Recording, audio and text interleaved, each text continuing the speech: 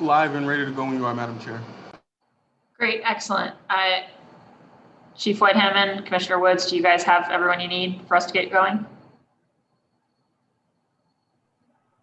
Yes, I have a couple more people joining, but no problem, we can start. All right, well, there's no time like the present, so. I'm calling this hearing of the Boston City Council's Ways and Means Committee to order. For the record, my name is Kenzie Bach. I'm the District 8 Councilor and also the Chair of the Council's Ways and Means Committee. And this hearing today is live streaming. You can find it at boston.gov/city-council-tv. It's also broadcast on Xfinity Channel 8, RCN Channel 82, and FiOS Channel 964. It's part of the council budget review process that spans about 35 hearings and working sessions focused on all our city departments and their proposed FY22 budgets. We're nearing the end of the departmental part of that process. It ends on Friday. And then the council will continue its review through the rest of the month of June. If you want to testify, we'd love to have you here in the Zoom. So you can find out how to sign up by going to boston.gov/budget-testify to come join us here in the Zoom. You can also upload a video there that we can play at the end of a future hearing. I know some folks have already done that for today, which is great. And then you can also send us an email with written testimony attached or in the body of the email at ccc.wm@boston.gov. That's ccc.wm@boston.gov, WM for Ways and Means. And then tomorrow, June 3rd, Thursday at 6 p.m., we'll be having a dedicated public testimony hearing. So if you're watching this after the fact and daytime's not a good time for you, you want to come in the evening, we'll go straight to public testimony there and you can speak about any aspect of the FY22 proposed budget. So we'll be doing that tomorrow, 6 p.m. Join us. Again, boston.gov/budget-testify to sign up. If you go to boston.gov/council-budget, you can see the whole remaining calendar. And then you can always tweet at us with your questions and comments on the budget, #BossBudget, BOS budget. Today's hearing is on docket 0524 to 0526, orders for the FY22 operating budget, including annual appropriations for departmental operations for the school department and for other post-employment benefits. Docket 0527 to 0528, orders for capital fund transfer appropriations. And docket 0529 to 0531, orders for the capital budget, including loan orders and lease purchase agreements. Those are the whole set of dockets that comprise the FY22 proposed budget on both the operating and capital side. And then we're also considering today docket 0544, an order authorizing an appropriation from the Parkman Fund. And our focus area for today will be the Parks and Recreation Department and the Parkman Fund itself. So I'm very pleased to be joined by my colleagues, our President Pro Tem, Councillor Matt O'Malley of District 6, Councillor Michael Flaherty at large, Councillor Ed Flynn, District 2, Councillor Frank Baker, District 3, Councillor Liz Braden, District 9, and Councillor Andrea Campbell, District 4.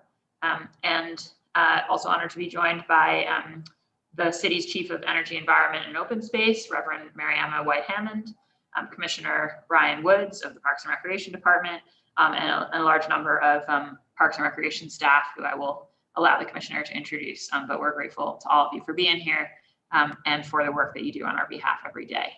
I do see Mr. Josh Altador with us, and he's the Director of Maintenance, Parks and Recreation, and I had the pleasure of meeting him for the first time in person a few weeks ago. So excited to have you here in the Zoom chamber, even more excited to be starting to see everybody out and about. And I know Parks folks have been out and about this whole pandemic time, so grateful for you all. Without further ado, I'm going to pass it over to Chief White-Hammond for some opening remarks, and then on to Commissioner Woods in the department. Thank you, Reverend. Thank you, Councilor Bach. So I will keep my remarks brief. I think I know there have been many hearings on many departments, and I want to take this moment to celebrate parks, which I think in many ways reflect the lifeblood of the city. Parks are places where we are able to have that connection to the natural world. And in this last 15 months, that has been more important than ever. As many of us have been isolated and disconnected from each other, our parks have really served as a place where people could actually feel safe being out, whether with their kids or their dogs or just taking a solitary walk. It's been a really important place for people for some of us, a mental health intervention from too many hours in front of a Zoom screen.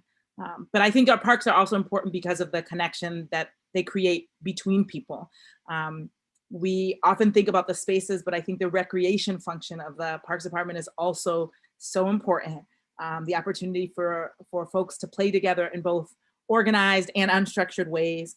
And so I wanna take a moment to thank all of the staff of parks who've been going at full force all during this pandemic. This has been a moment where the Parks Department has really shined. And so I think I will be handing it over to Commissioner Woods to talk about the highlights from this year. But I also feel honored to help lead this department because I've grown up using so many of the parks in Boston, from the Boston Common to Malcolm X Park. And when I was a kid, it was Washington Park. So I remember even the campaign to change its name from Washington Park to Malcolm X Park.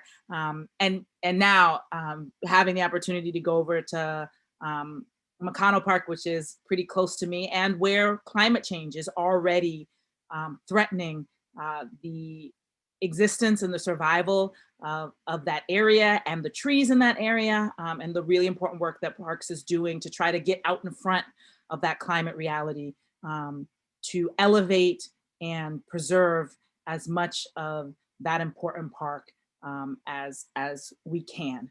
So with that, I thank you for the opportunity to share, and pass it over to Commissioner Woods, who will go into much greater depth about some of the core pillars of the work that Parks is doing, Parks and Recreation, and then go into some highlights from the past year.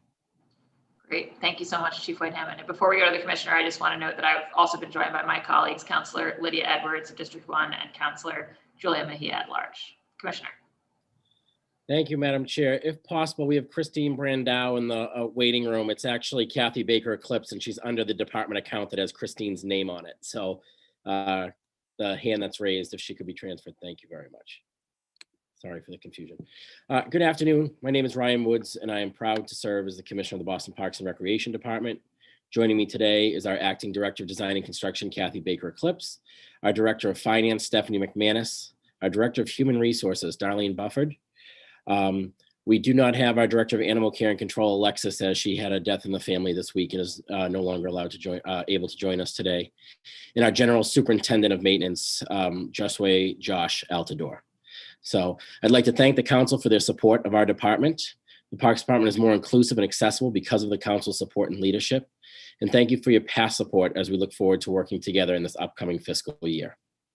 Our department focuses on 4 main areas: access, equity, excellence, and our newest, adaptability.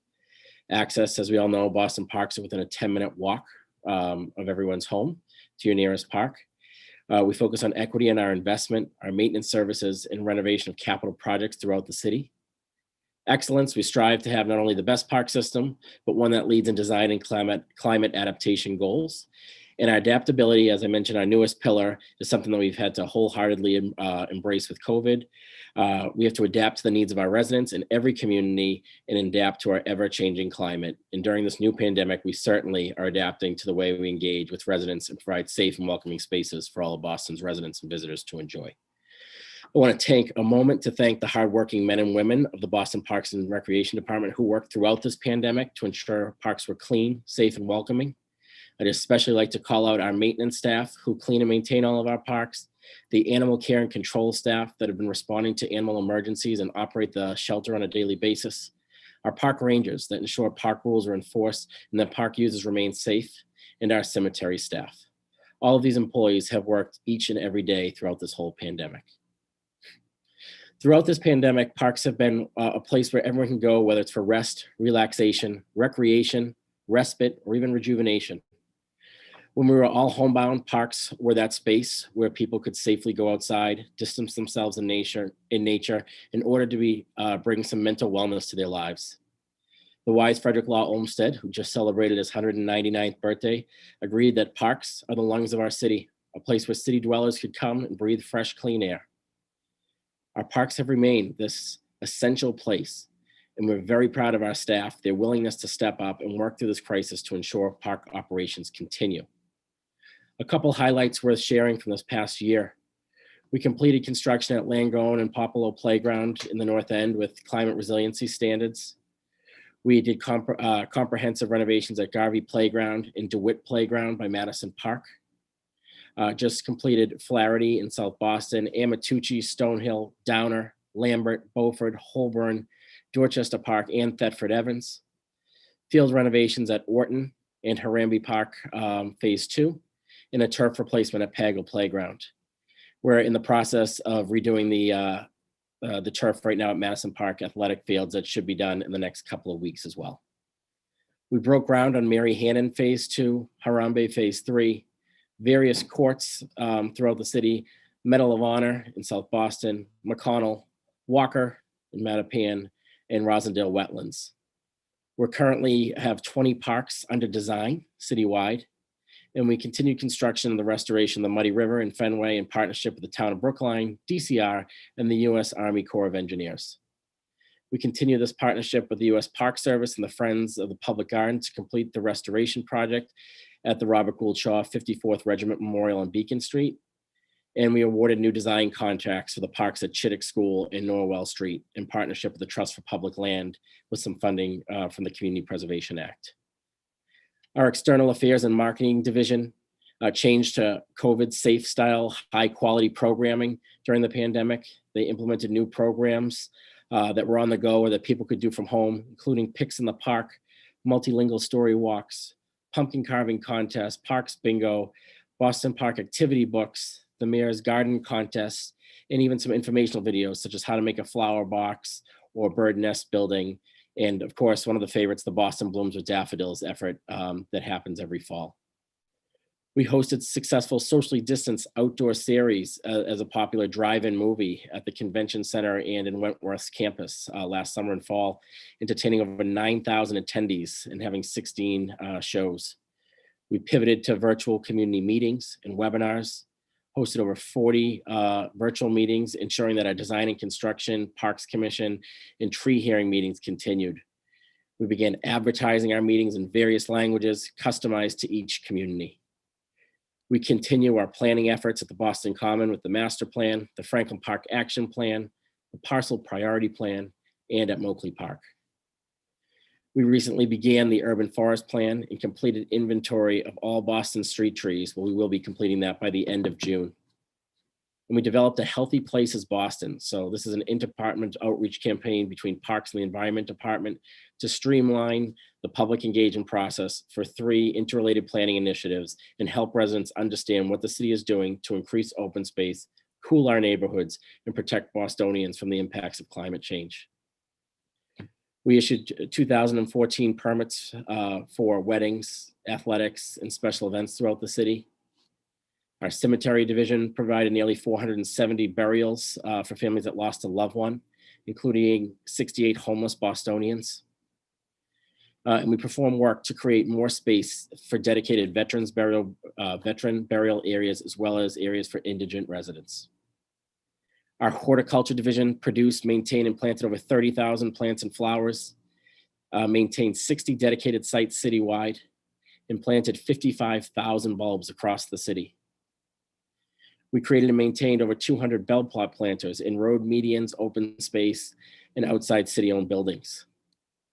Our golf courses were more active than ever with people working remotely, where we hosted 79,085 individual rounds of golf. We completed the Cart Boardwalk in Franklin Park and did some renovations improvements at holes 6 and 15 at George Wright. Last month, we found out George Wright received a prestigious award as one of the top 100 public golf courses in the nation. So not just as a municipal golf course, but as a top public course. So it's great kudos to the hardworking staff out at the golf courses. The Animal Control Division, integrated animal care and control, continues to be a success. They established a fund for animal care, so we now can take in donations and already have commitments of $15,000 for private money coming in. That has never happened before. We've hired our first ever in-house veterinarian, so now we have somebody at the shelter and we do not have to contract for outside services.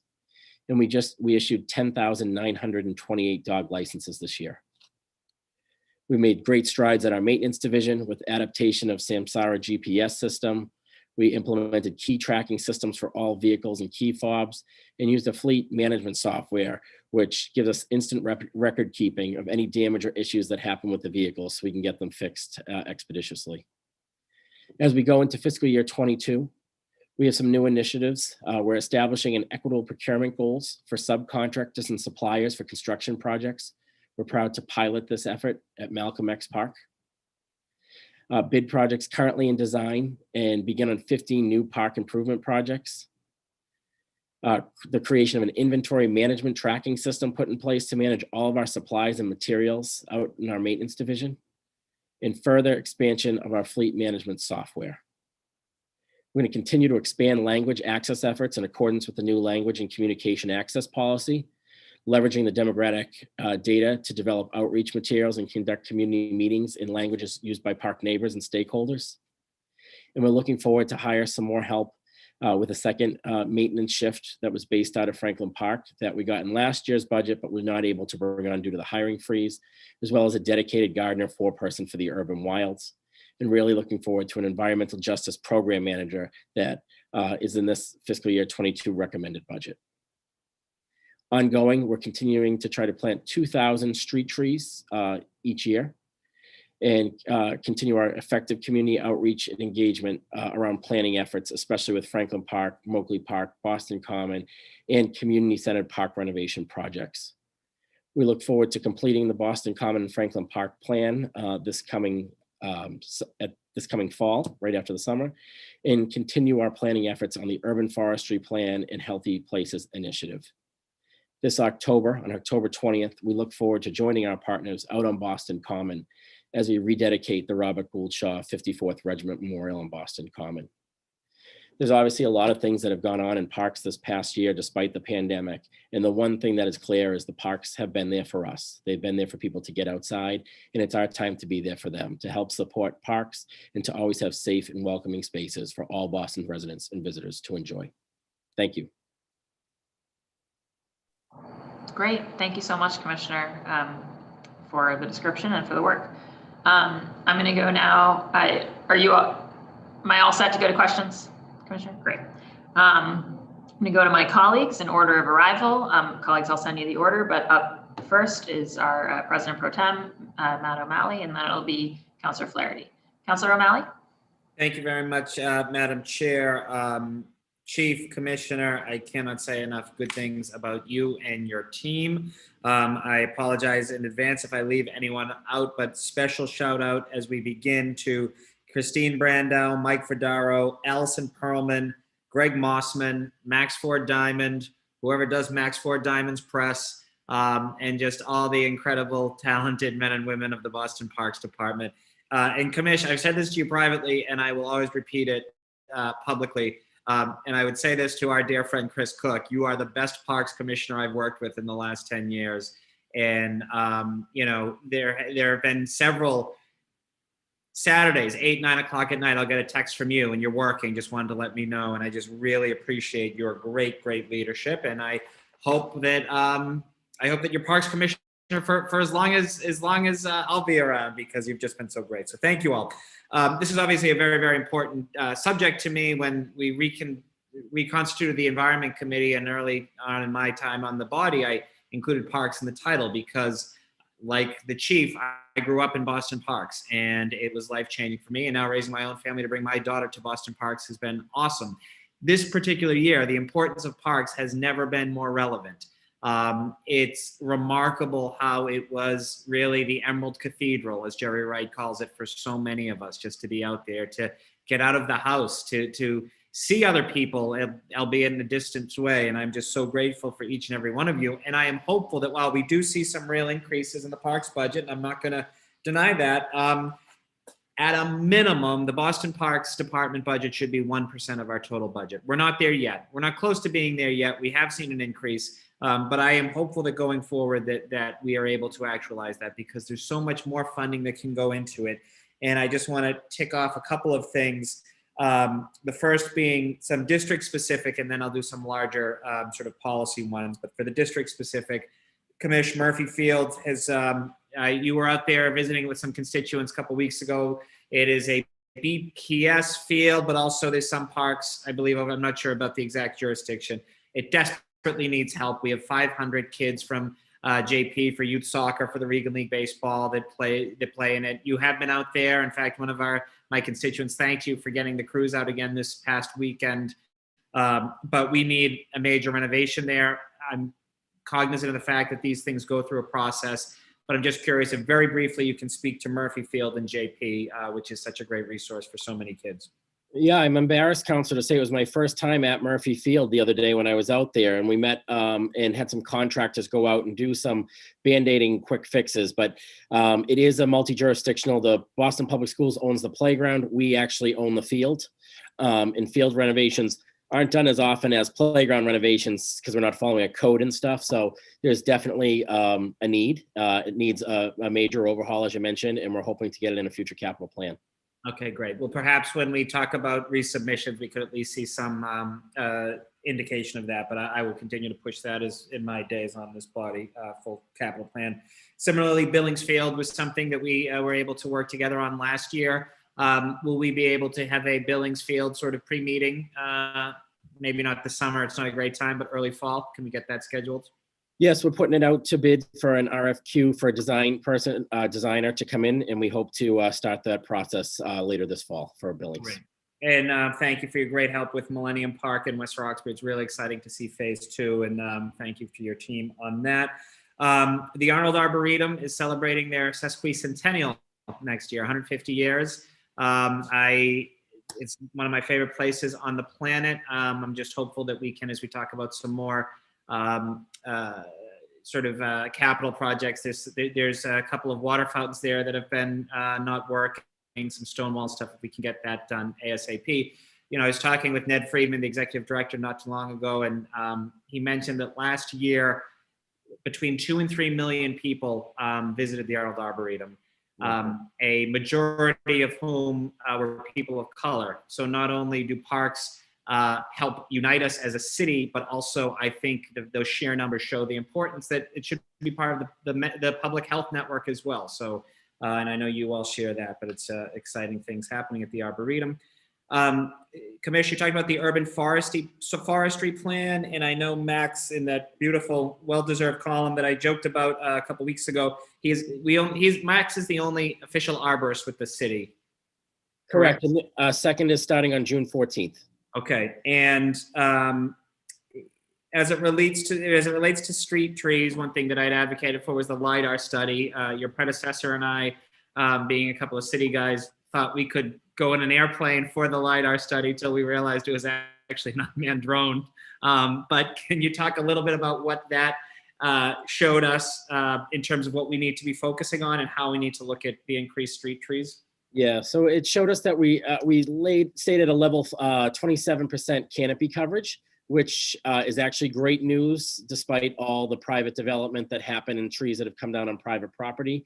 It shows that the planting of street trees have been helpful and will continue to be helpful moving forward.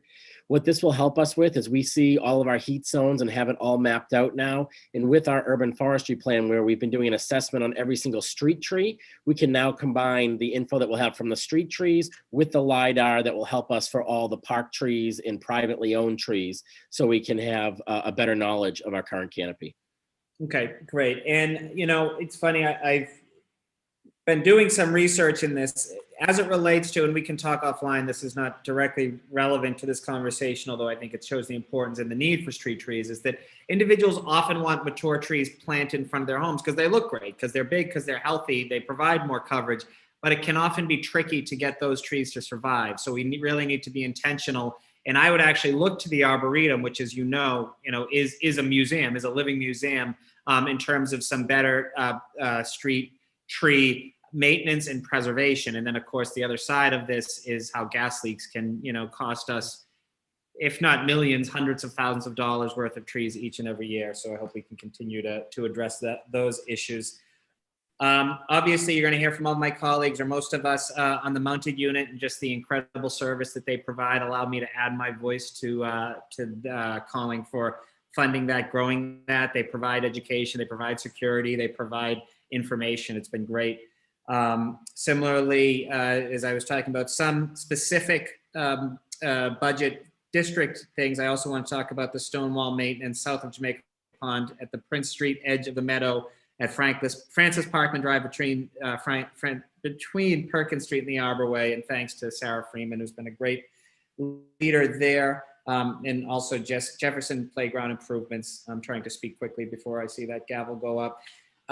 Sorry to hear about the death in the family of our new chief of or director of animal care and control. I'm curious if we have seen, a wonderful thing at the beginning of the pandemic was you saw so many animals that were adopted, but you're seeing anecdotally, and I talked to folks at Angel Memorial and MSPCA, a lot more pets now being surrendered back to those. Have we seen any of those sort of metrics with our city shelter? We have a 1% increase over last year of our return to owner, but we still have very low numbers out of animal shelter, which is great news. So we haven't, so we're continuing the work there, and having that in-house vet tech and having the in-house veterinarian has really upped our game out at the animal shelter. Okay, great. And can you talk briefly about Urban Wilds and sort of what the management program is for that? Do you have a designated person on your team? Yeah, we have 31 urban wilds throughout the city, incredibly managed by Paul Sutton, who works with a lot of corporate groups and volunteer groups to do cleanups throughout the year. Last year was obviously a tough year with COVID protocols, not getting to do as many cleanups that are desperately needed. So lots of work to do. He currently is hiring for a gardener for a person that will help him get spread out through these 31 urban wilds, to get more activation, get more cleanups going on, but have another expert that can tell you what's invasive, what's not invasive. So we look forward to that position bringing on. It's been posted for about a month and a half. It's been tough trying to recruit somebody with the qualifications, but there's a couple candidates that are in the final two right now. Okay, great. And so overall, the budget is a modest increase, about slightly north of $500,000 increase, and that's under permanent employees. Is that the one additional employee over last year plus other salary adjustments and collective bargaining, I assume? Yes, and I mean, obviously it won't go up, but we're excited with the hiring freeze. We're actually able to hire for a lot of those positions that have been vacated for the past year. Fabulous. So we'll see great increase in the efforts of our staff out in the parks. Great. And then the largest decrease seems to be 52,900 contracted services. Can you explain a little bit what that is? Yeah, I'm gonna go to Stephanie to help us out with that one. She's our director of finance, just so she can bring it up.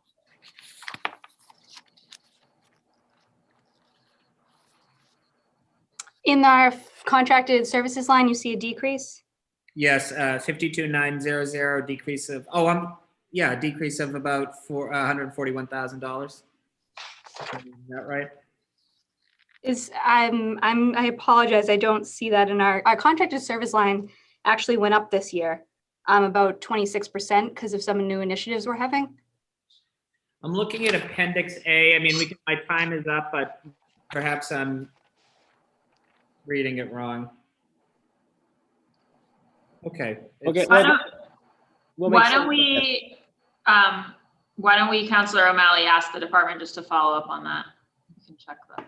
The department be so kind as to follow up, that would be terrific. But suffice it to say, I'll close by saying, great job, everybody. I am hopeful that we will see an increase. I said the same thing to ISD earlier with a resubmitted budget in staffing levels. Parks were crucial to every Bostonian over the last 12 months, more than typically. And so I'm really hopeful that we can make sure that the men and women of the Parks Department have their supports to continue to do the incredible programming and just the great public good that our park serves. So thank you, everybody. Thank you, Madam Chair. Great. Thank you so much, Councilor O'Malley. And I have gotten a child care accommodation request. And since this council supports working fathers, we are letting Councilor Frank Baker, District 3, jump the line. And Councilor Baker, you have the floor.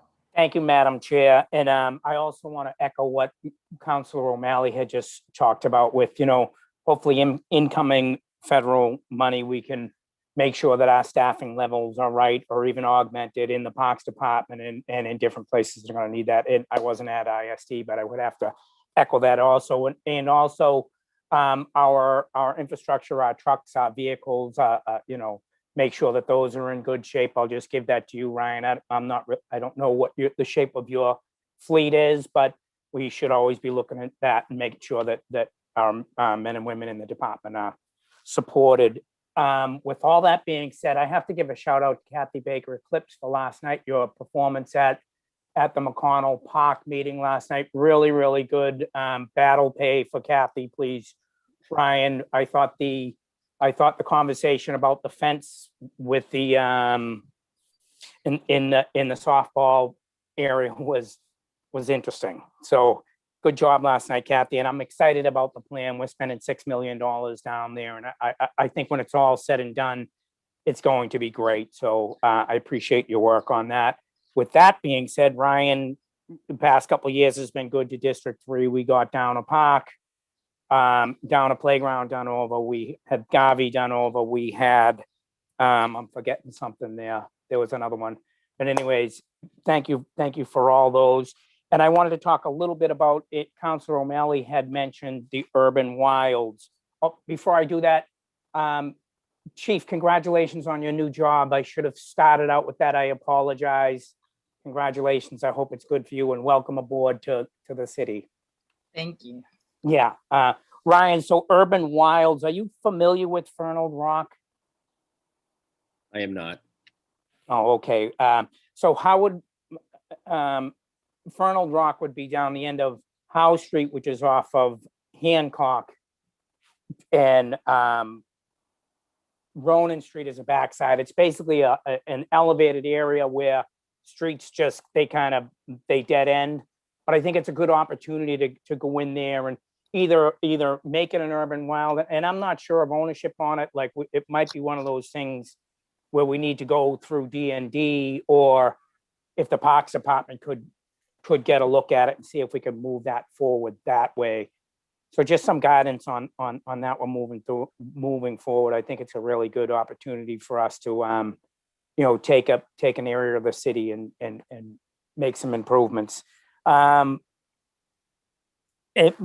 and my last thing, Ryan, if you could just get into a little bit around Moakley Park, how that's going to interact with the new development that's planned for over there and Kosciuszko Circle. Can you talk about our portion, the city's portion, and that whole resiliency piece along that part of the water? Sure. Moakley Park. Please. Yes, Moakley Park is a very important to us, especially with the rising sea levels. The design of having this coastal park be able to be inundated at certain times of the year with water, building up a berm.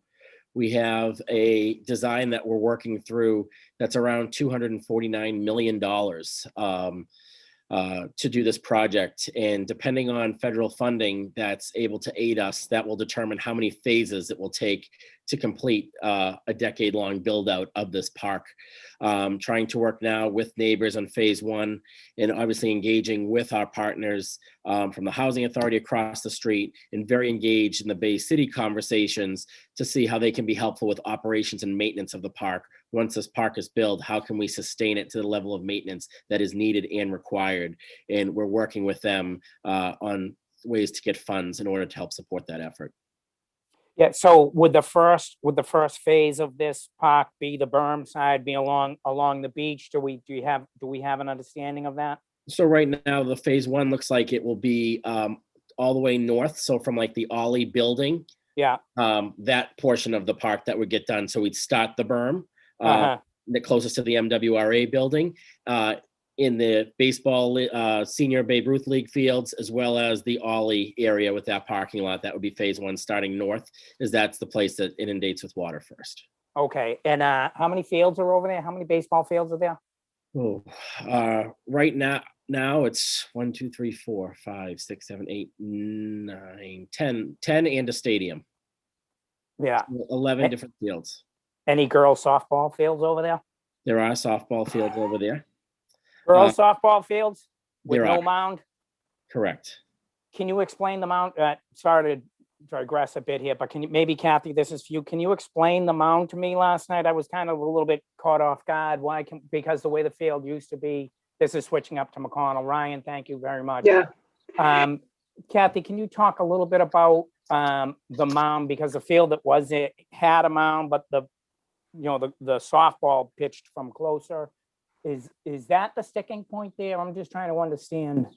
So a Little League field has a slight 6-inch rise at the pitcher's mound. So to replicate more of a traditional 90-foot baseball with a much larger rise. But a softball field has no rise. It's just, it's practically level, just pitching water off. So that is, and it can bounce funny if softball doesn't like that bounce back at the pitcher. So that's the limitation. If a regulation Little League field has a slight rise, it can't be used for softball. It can be played for pickup, but not regulation. So the field at McConnell, specifically the Little League field that is closer to the Harbor Walk, would have that 6-inch rise and a grass infield and an outfield fence. That the other field closer to on the north side would have a skinned infield, all dirt infield, 43 feet women's length from the pitching mound to the back of the plate, and can be played for women's softball. Yeah, and so the Dorchester baseball now plays on multiple fields, or like how many? This probably isn't for you, but maybe what we should have ready in our arsenal for next time would be an inventory of all the fields where everybody is playing. The girls are playing here, here, and here, and the boys are playing here, here, and here, and you guys need to work this schedule out. So yeah, I'm trying to gather that information so I can respond to some of those. Okay, good. Not really a hill that I want to die on there, a 6-inch mound. So, but I appreciate your work you did last night. You were very, very good. And Thank Ryan, thank you for all your work, and Mariama, welcome, and good luck. Thank you, everybody. Thank you, Madam Chair. Great. Thank you so much, Councillor Baker. Next up is Councillor Flaherty, and then it'll be Councillor Flynn. Councillor Flaherty. Very good. Thank you, Madam Chair. And obviously, thanks to Commissioner Woods and his entire team and the new chief.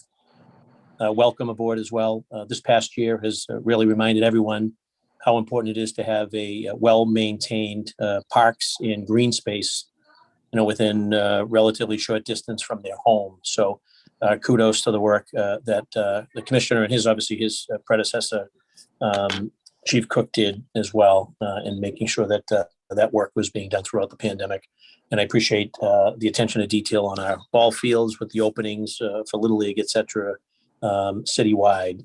So keep up the great work. I'm also deeply supportive of the work that you do, and want to make sure that we have adequate funding to make sure that green spaces and recreational spaces and programming that we have in our city remain the gems that there are, and that we're seizing every opportunity to add to green space as well as the tree canopy. So every neighborhood deserves to have high quality park systems, squares, and places that residents can come and enjoy and gather, host events, and watch local sports, et cetera. So with that, I have a few questions. It's been an annual for me, and as you can imagine, my frustration level is at an all-time high with respect to tree maintenance. And the time has come to take the tree maintenance program in-house and to take it to a new level. And I'm going to have a hard time supporting this budget if we don't have our own legitimate, bona fide tree pruning and tree planting division. We want to be, and if we're going to sort of, I don't want to be all sizzle, no steak here. So I think that it's important that as we continue to make strides in the green territory, that we have it instead of farming it out. And so when I get phone calls to have trees pruned and or trees planted or dead diseased trees removed, I've got a better shot at playing for the Bruins. So that has to be addressed. Why people are waiting so long to have trees pruned, only to find out that we have to sub it out. So we have a parks department, and the parks department should be on all cylinders. And a tree maintenance program needs to be a part of that citywide. So I can't emphasize that enough. to the chief, again, who's brand new, and also to the commissioner. But I know that we've had this discussion before, and time has come to add it to the arsenal, if you will, so that we could immediately get out there and address, tree pruning, tree planting, tree removal where appropriate, and take that in-house as opposed to farming it out. So I guess the first question is how much are we spending on outside contracting for the services, and how are the decisions made as to how we choose to trim and prune older trees? That's the first one. Second one, Chandler Pond, obviously restoration of the shoreline and removal of the fallen trees for a delicate ecosystem needs immediate attention. My colleague, City Councilor Liz Braden, representing Brighton, will probably be speaking more in depth on this, but I wholeheartedly support immediate attention to Chandler Pond, an absolute gem in Brighton.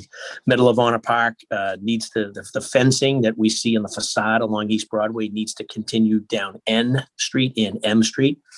No neighborhood would allow for their park just to have one portion completed, let alone the very first Vietnam Memorial Park in the country. So I'm sure Council Flynn will add to that. I know Councilor O'Malley talked about Billings. If I could just get a quick update on the Franklin Park renovations, as well as alert you to calls that I've been getting pretty consistently from East Boston with respect to McLean Park and residents asking for significant renovations to McLean Park. And lastly, obviously, animal control, a huge increase in pet ownership throughout the pandemic. So can you talk about staffing and/or any additional strategies to address the increased volume with respect to pet ownership, clearly through the pandemic, but will continue throughout. So that's it in a snapshot for me for round one, and I'll sit back and listen attentively to your answers to the question. But again, I cannot emphasize the need for a tree maintenance program to be in-house with our Parks Department, and let's take this to a whole new level. Thank you. So I will jump in really quickly on part of the tree piece, and then I know Commissioner Woods can handle, quite frankly, all of the others. This is a conversation Commissioner Woods and I have had. I want to note that we are not the only municipality that is struggling to fill positions, specifically in terms of an arborist. It was an exhaustive process, and recruiting someone from out of state to get them here, because it is a challenge to find qualified arborists, and it is a challenge for us to compete with the public, with the private sector in not just recruiting but also retaining folks. And I name this because I've now had an opportunity to talk with a few other people who are doing sustainability work, and actually in other parts of the country. As it turns out, we are not the only city struggling with this issue. On the other side of things, one of the things that I think is exciting about that is it does give us a good place to focus some of the resources we have around green jobs. We, of course, want to train people for highly competitive positions that give them an opportunity to find jobs quickly. We are looking at, mapping out what does it take for someone to have the training necessary to get into that role. So, I mean, I think Commissioner Woods can talk at greater depth, but I do want to note we are not the only municipality with this challenge, and it will take more than sort of robust recruitment for us to really be able to fill out those jobs and being able to adequately staff in this direction. I will note that we have submitted some extensive to the supplemental budget that include from our Healthy Places initiative, which again brings together environment and parks. So there are pieces in there. We looked particularly around heat and shading, and in that we have put forward some resources around tree support, as well as other cooling mechanisms to help our citizens, particularly in our hottest neighborhoods. But I will pass it over to Commissioner Woods to say more. Thanks, Chief. Council, to answer your question on cost, fiscal year 20, we spent $556,991 on tree pruning. This past fiscal year 21 was $461,235. for removals. We spent in fiscal year 20, 295,000, and in fiscal year 21, 236,000 to date, with the rest of this month to go for removals. In terms of Billings, Billings is in the next RFQ to go out to have a designer assigned. So we hope to have those meetings starting later this fall for the work at Billings and West Roxbury. Very exciting that Chandler Pond was funded through the Community Preservation Act. We are finalizing the MOAs right now with the CFO's office and waiting for that money to be transferred to us, so we can assign a designer, do a community briefing, and then ultimately put the project out to bid to start at Chandler Pond. So very excited for that. We hear a lot about that fence at the Medal of Honor. We've seen some proposals. We are working with some community benefits packages, mainly on that Edison build out to try to fund that fencing that is so well needed and deserved at the First Veterans Memorial, Vietnam Veterans Memorial at Medal of Honor Park. McLean has been something I hear over and over again, and something I've really pushed, working with Barbara and the community group out in East Boston. We do have it in this year's requested budget. So we ask that the council look favorably on that renovation of McLean in East Boston so we can get that started. Pet ownership. This year we did have those 10,928 dog licenses. We estimate that, there's 5-6 times that amount of dogs that are not licensed. So and that could have been COVID related where people did not register their dogs, but we're trying to get as many people in and connected with animal control and be out there to continue offering the low cost rabies vaccinations and other offerings that they offer. And like I mentioned earlier, we're very excited to finally have a full-time in-house veterinarian, so we do not have to outsource veterinary services at exorbitant costs, that we now have somebody in-house that's able to help us with all issues at animal care and control. I think that was all of them. Great. And Franklin Park timeline, Commissioner Woods, the Franklin. Thank you, Counselor. So Franklin Park, right now, the action plan is due to be done the beginning of this fall, and then we can phase out the work. We do have that money from Winthrop Square that we're able to be put behind this. So we're excited for that, but the action plan itself is due to be finished right after the summer. Very good. Thank you, Commissioner. Thanks for your time and also for the great work you guys are doing with the parks. Thanks, Counselor. Thanks so much, Councillor Flaherty. Next up is Councillor Flynn, and then it will be Councillor Braden. Councillor Flynn. Thank you, Councillor Bach, and thank you to the chief and to the commissioner and the dedicated and professional park staff that is here with us today and throughout the department as well. Thank you for the tremendous work that you guys are doing. Commissioner, I know you and I spend a lot of time in talking about Moakley Park. We had a difficult summer last year, as you know, down there, and I think you were down there with me a bunch of times. I work closely with Captain Boyle on public safety initiatives down at Moakley Park.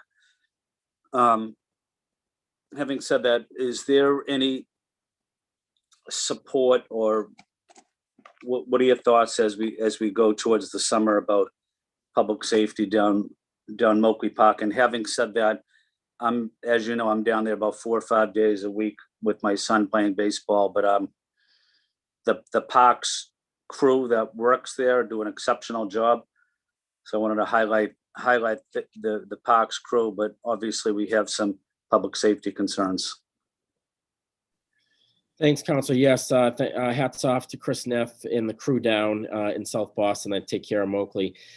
We are working again with partnering with Tenacity that's going to return to Moakley Park, as well as trying to offer some more camps and do some outdoor programming to encourage people to go in. Through the Discover Moakley and Make Moakley Yours campaign, we're working with Boston Harbor now and with Kathy Lafferty to come up with some creative programming to bring people in the park, whether it's a movie night or a concert or some sort of positive activity in the park. Working with the Boston Police, they have installed a number of cameras, and I believe there's a few more going in after some incidents that took place a couple months ago. So again, partnering with them, but we're trying to program the park with as much positive activity as we can, continue any needle pickup and disposal, and work to make sure our park is clean and welcoming for all. Thank you. Thank you, Commissioner. I'm sure I'll continue working with you over the next couple of days and over the next weeks and months at Moakley as we go into the summer. So thank you.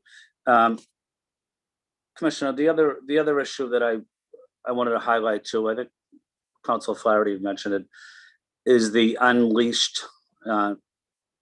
dogs up at Medal of Honor Park.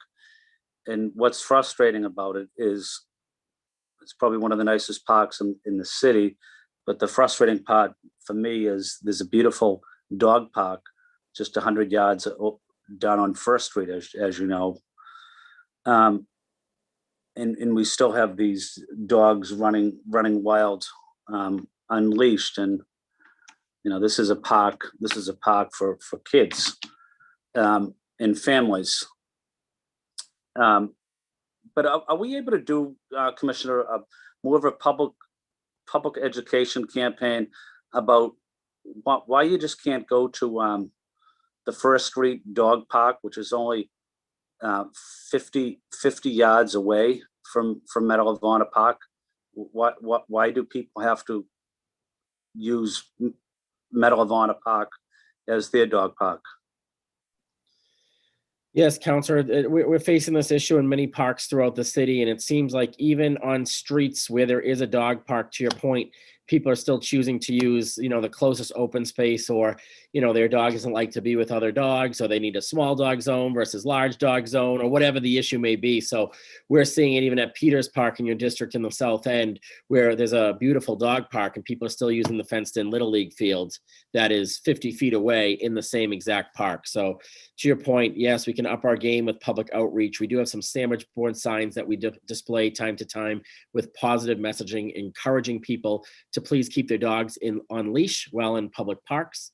And it's our goal to work with our partners, whether it's state agencies or city land, to try to put a permanent dog park in every single neighborhood.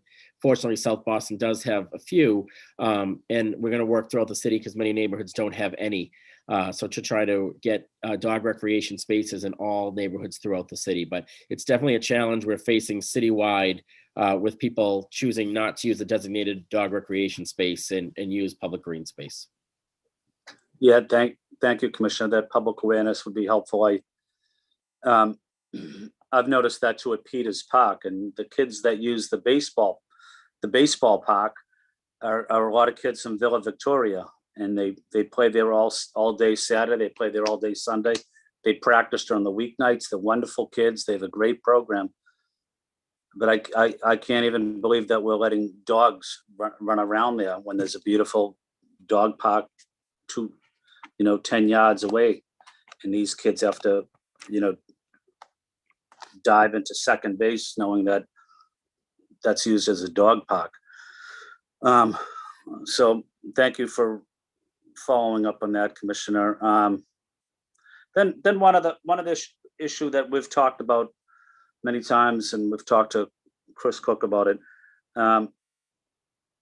Certainly the Rose Kennedy Greenway is not a Boston Parks Department. So there's very limited parks in Chinatown. The Tai Tung Village little park, that's probably the smallest park maybe in the city. But is there a way to make that a little bit more family friendly for some of the kids that go in there? I know it's small, but they deserve something a little nicer. Or and having said that, the other aspect is I always wanted to make it an easier commute going from Chinatown to the Boston Common and to the public gardens. Even though it's so close, it seems like it's also so far away with crossing over in the busy traffic streets. But just those two issues, what your thoughts might be.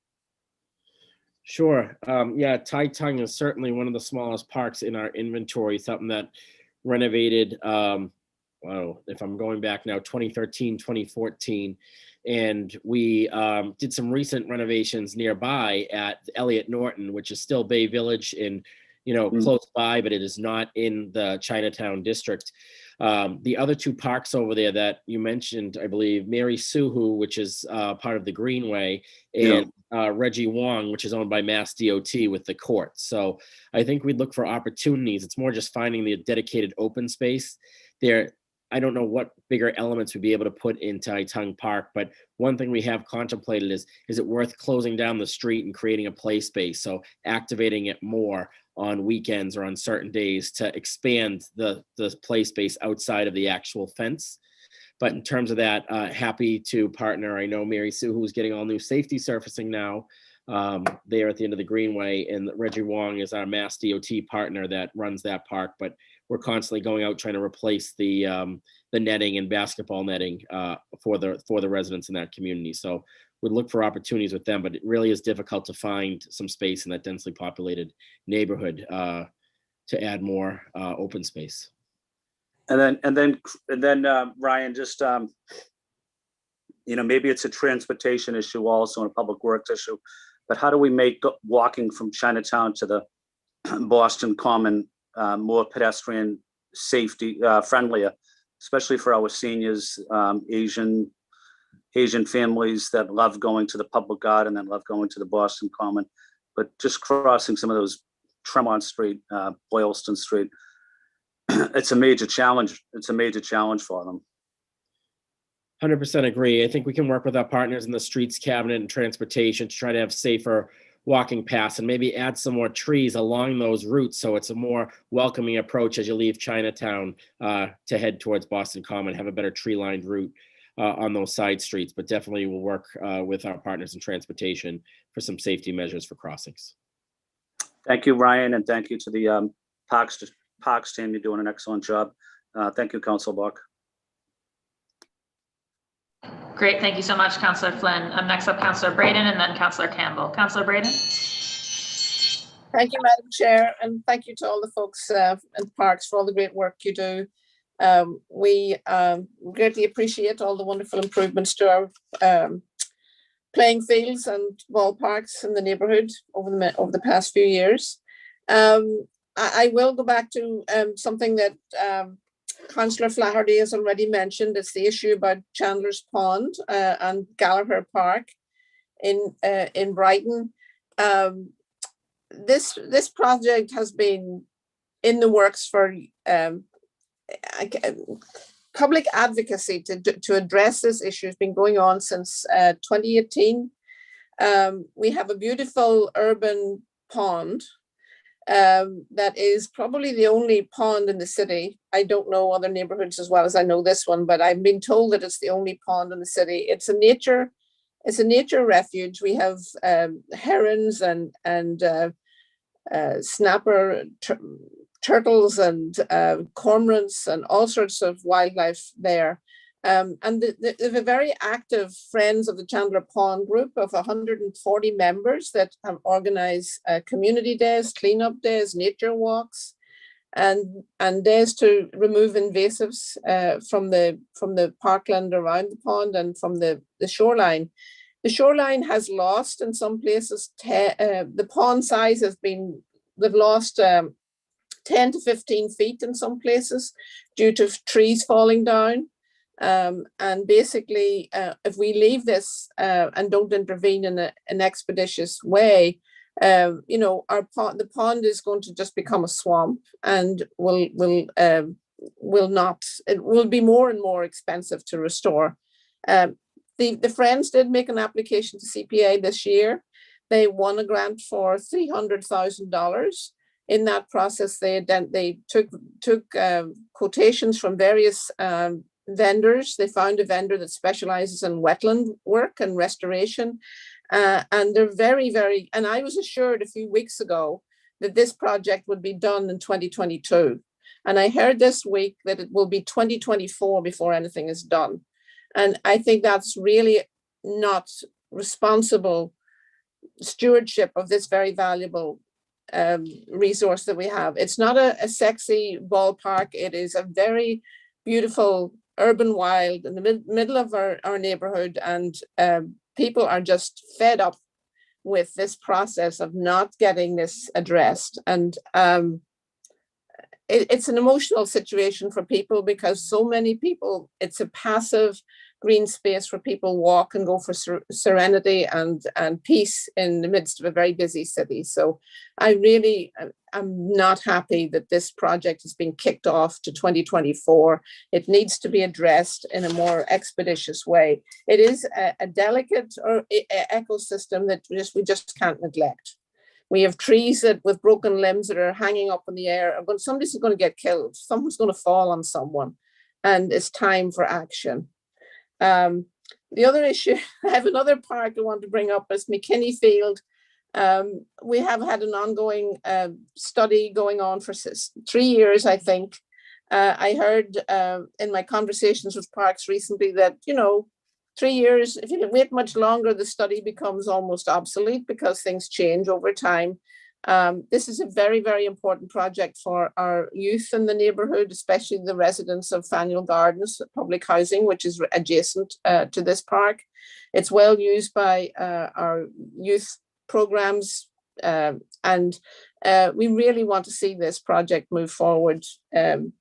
It's been 3 years. We want to see this happening very, very soon. I'm just curious about, when CPA funds are designated for a park project. It was a long process to get those funds. A huge amount of volunteer hours went into it. I just feel if the money is coming over, why can we not expend it in a timely manner to address a very time-sensitive issue with regard to Chandler Pond. Those are really the two big, obviously we talk about dog parks all over the city. We have one, we're in the process of getting one down at Smithfield. Obviously we would like some more. Again, back to the enforcement issue, I still think even if we do have dog parks, many dog owners are not responsible and let their dogs run loose over the ball fields, which makes it very unpleasant for our young people playing sports. So that's really the three big issues I wanted to address today. Thank you, Councillor. I will start with the dog park and Chandler Pond, and Kathy Baker Eclipse, our acting director of design and construction, who was the one overseeing McKinney, is on and will be able to give us the update on that. So starting, I completely agree with the dog parks. I think no matter how many we put in, there'll always be some people not using it. So we'll have to work on an education campaign and work with our animal control staff to try to educate the public better on trying to get them to use these designated space when there is one in every neighborhood. And we are happy about the addition to one being added at Smith in the process. So that's there. Chandler Pond have gone out there many a time with Chief Cook at the time, as well with Song Ferguson and the neighbors, and have walked the site. Was very happy to be supportive over many phone calls with the CPA staff. That money has not been given to the Parks Department yet. It was just voted on this February of 2021 that we are in.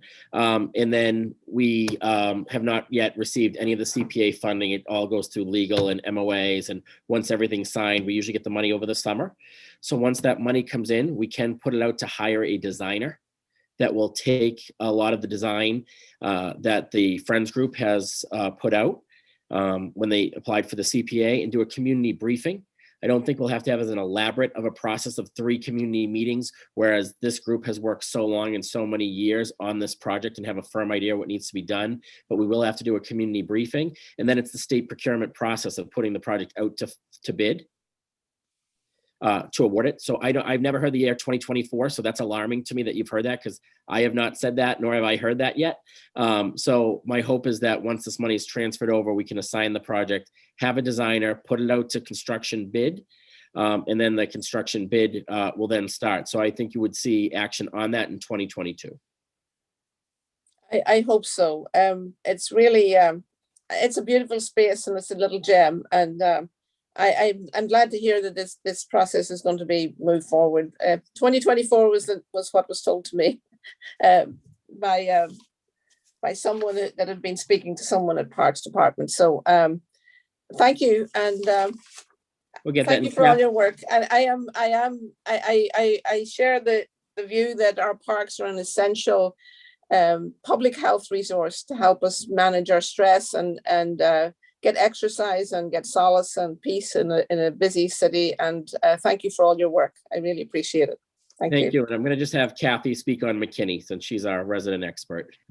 Yeah, so Thank thank you. you. I'll try to be really quick. McKinney, we have about a $2 million differential between what land would cost to build and the funding we have available. We were hoping to find some outside funding to help fill that gap. But the COVID funding source has been, monies have been diverted to other equally worthy causes. So we're going to circle back, see if that's still viable. And then if not, we may reapproach capital funding to fill that gap and move that forward. And would McKinney be eligible for CPA funds or not? No. The artificial turf field, CPA does not fund artificial turf projects. So I don't know whether we would carve that out or do it separately or whether look for the other funding source for that. Well, I have a conversation. I think we're lining up a conversation with you very soon to talk about beating the bushes to get some more money. Yeah. But I really want to see that project move forward as quickly as possible. Agreed. Thank you. Thank you. And thank you for all your work on Ringer Park. It's coming along beautifully. Thank you. Really appreciate your expertise and professionalism and your skill in this arena. Thank you. Great. Thank you so much, Councillor Braden. Next up is Councillor Campbell. Councillor Campbell, you have the floor. Thank you, Councillor Bach, and of course, thank you, Commissioner, to you, your team, for all the hard work, particularly in COVID, during COVID, et cetera. Kathy, I want to give you a special shout out too, as you help to navigate what is happening in Grove Hall and get all of the players and stakeholders together to create more green space in the area and really just implement the vision of many of the residents, right, with respect to some new desires and some old desires. So thank you for your leadership there. I'm going to be quick because at some point I'm sure the gavel is going to start to wave. I just want to start with some gratitude, which I'm sure all of you want and deserve, frankly. And that is just Doherty Gibson playground redesign, the Harambe Park work, the cleanup at Puddingstone Park, which also engaged residents, the project manager for the WOW Park. These were just things we were hearing in my office from residents. So want to pass those along to each and every one of you. Really meant a lot. There was a lot of advocacy over the years. So thank you to each and every one of you. In terms of just more advocacy, and I know the department has probably already received this, some of the Fenway Civic Associations have been reaching out around more recreational, sustainable recreational funding for youth and families, a permanent line item for animal care and control, a dedicated general counsel, mounted park rangers, staffing at historical parks. I'm just naming those because I know they're coming to you probably maybe from a few counselors, but I do think it's important when folks do send information that they want to be spoken at a budget hearing that we do that. Now more of my questions. There's obviously been a lot of conversation around trees, the importance of expanding our tree canopy in the city of Boston. One piece that I've been talking about, I know the department recognizes a need for more arborists. Just the city really seems to be greatly understaffed compared to other places. So I just want to continue to plug and to advocate with the department on more resources from the administration for this purpose, because we obviously hear from residents, it can take 6 months to get someone out there to really deal with the tree issue. I know folks are working day in and day out in that department to respond. So that's a plug for more, just more human capital in that department. One question I did have that came up is because it does take so long to prune trees to really deal with these issues because of the limited human capital which I hope, of course, the department gets more human capital. Just any thoughts on what an equity lens looks like? It's almost like the sidewalk design policy. You know, it's not all dependent upon 311 calls. It really is looking at areas that have maybe the folks don't call the most, but the need is greater for different reasons. So any conversation on using an equity lens around the tree pruning backlog, that's one question. I'm just going to ask all my questions and then open it up to you guys. The second is Mother's Rest, which of course is in Four Corners. It's been in the queue for redesign for the past couple of years. Any updates on this? We've been told there's going to be a project manager assigned. Any updates would be helpful. The second is soccer programming, Pickleball Park in Jamaica Plain. Any updates there? Been pushing for that, actually in partnership with Council O'Malley for field redesign. Also just expanding the space for youth soccer. That program, what they do there is so diverse and just really integrative. I want to lift that up. So any updates there would be really helpful. And my last question is, what are the requirements or set of criteria for public trees to be approved if they're going to be cut down, if they're dead or unwell? In situations where the Parks Department approves for trees to be cut down, I think the residents they may have to pay, or cover the cost. Is that the case? If so, why? Or what's the dynamic there would be really helpful. That's all I have now before I see a gavel. But I might follow up via email on monarch butterflies. We've heard a lot on that too. We need to do something about that. So I'll follow up via email on some questions that came up on that issue too, based on some advocacy and pledges we've been receiving as well. So I'll just do really quickly on the tree pruning and backlog and planting. And I will say I'm living that reality right now. I had a tree in front of my house and getting it taken down and now waiting for the new tree at some point, but I'm going to wait my turn in line. I'm not asking to be moved up to the front of the line.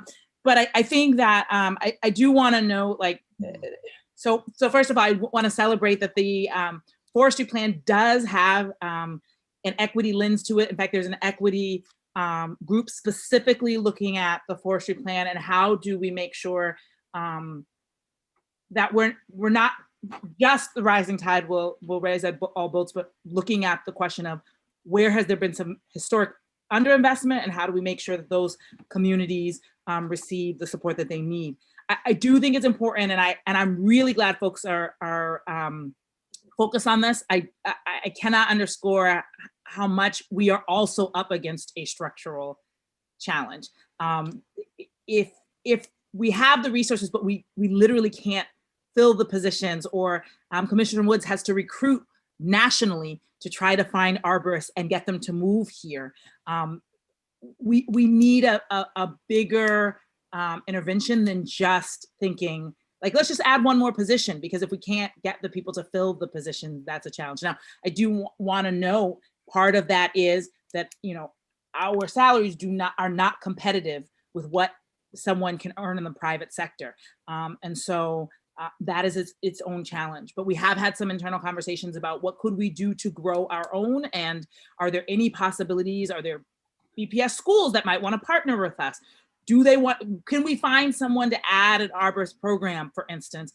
And then we could use some resources to hire those folks instead of, you know, an expensive company. But I you know, I will pass it on to the commissioner to talk more, but I do think I have asked this question from my own interest, from my own lived experience, and then spend some time doing a little research beyond our department. And I just think it's important for us to know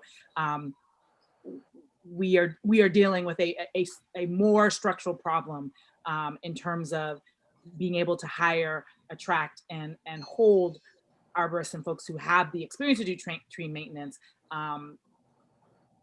And so we'll need, and I would love for folks who are interested. I know that I've already had a conversation with Councillor Bach, but for others who are interested in what the work that we'll do in green jobs, I will say that hearing so much interest, we will make sure that we really lean into this job path as one that we should deeply explore.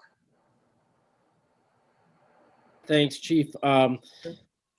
Councilor, one other thing, Pagel Park, we're happy through your advocacy as well as Councilor O'Malley. During COVID, Pagel Park was able to get a full renovation with a brand new turf field for JPU soccer. They are now asking us to try to do some improvements to Murphy.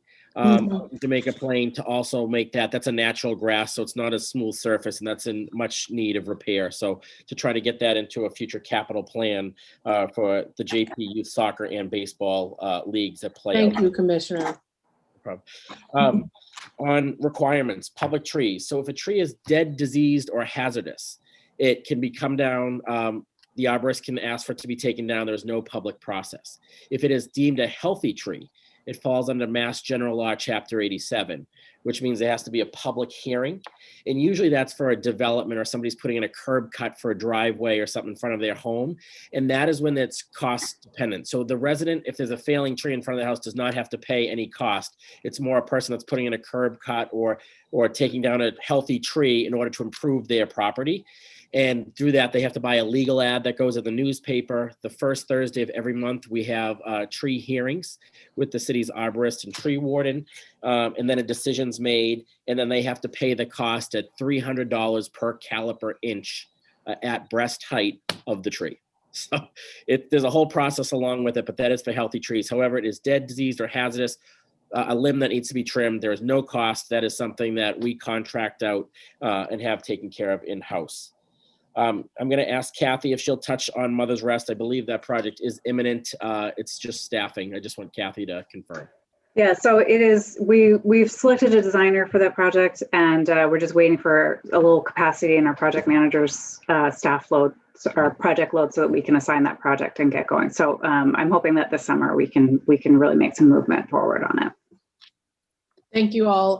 I see the gavel. Thank you, Commissioner. Thank you, Kathy. Thank you, Chief. Thank you to the rest of your team. Thank you. Great, thank you so much, Councillor Campbell. I think Councillor Edwards has had to step away momentarily. Councillor Edwards, are you back? So I think given that, we will go to Councillor Mejia. Councillor Julia Mejia, you have the floor. Thank you. This has been such an educational hearing. Commissioner, I don't know how many folks who are tuning in actually know that there are public hearings for trees, and I'm curious, as I hear you say this, in terms of education, what information is shared with homeowners about the process of what it looks like? Is this just for trees that belong to the city, or is it all trees in the city of Boston? Because this is a very important discussion that I think all residents need to know about. Yes, Please. Councilor, great question. This is about street trees that are in front of people's homes.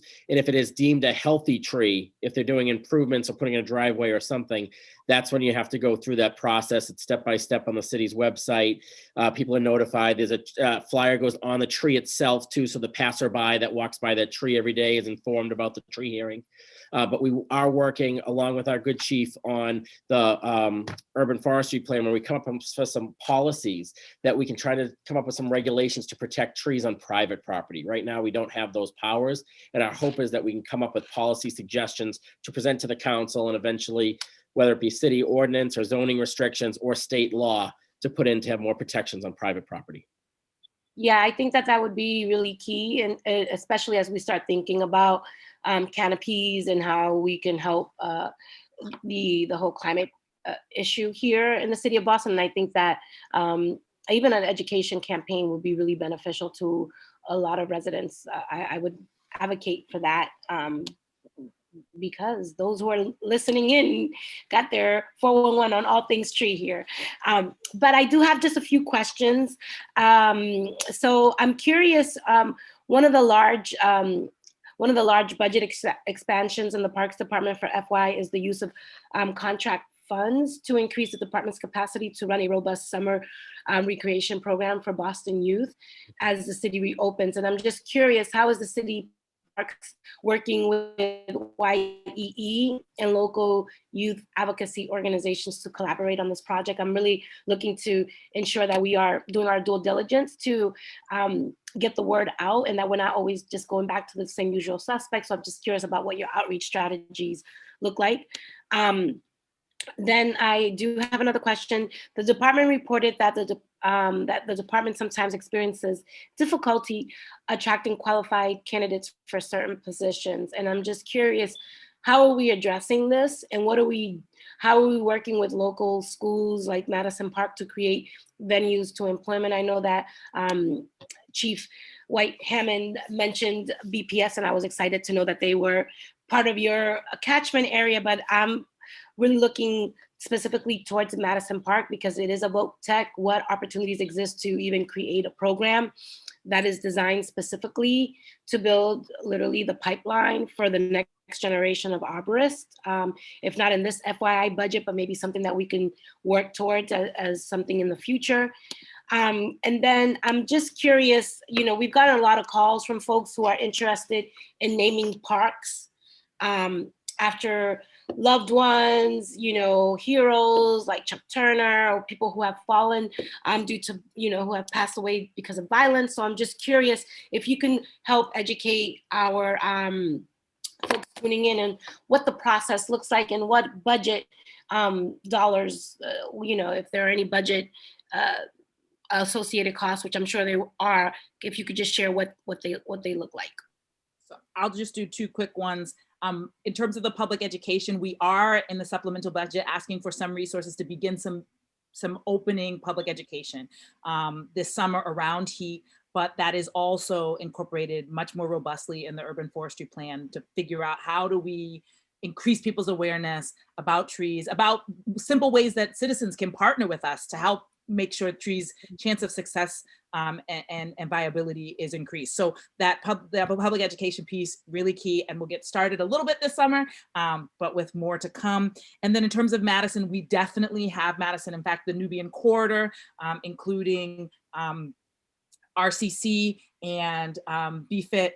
So all those folks in that conversation. The question is, what is the right match for different groups in terms of the green jobs that they want to focus on?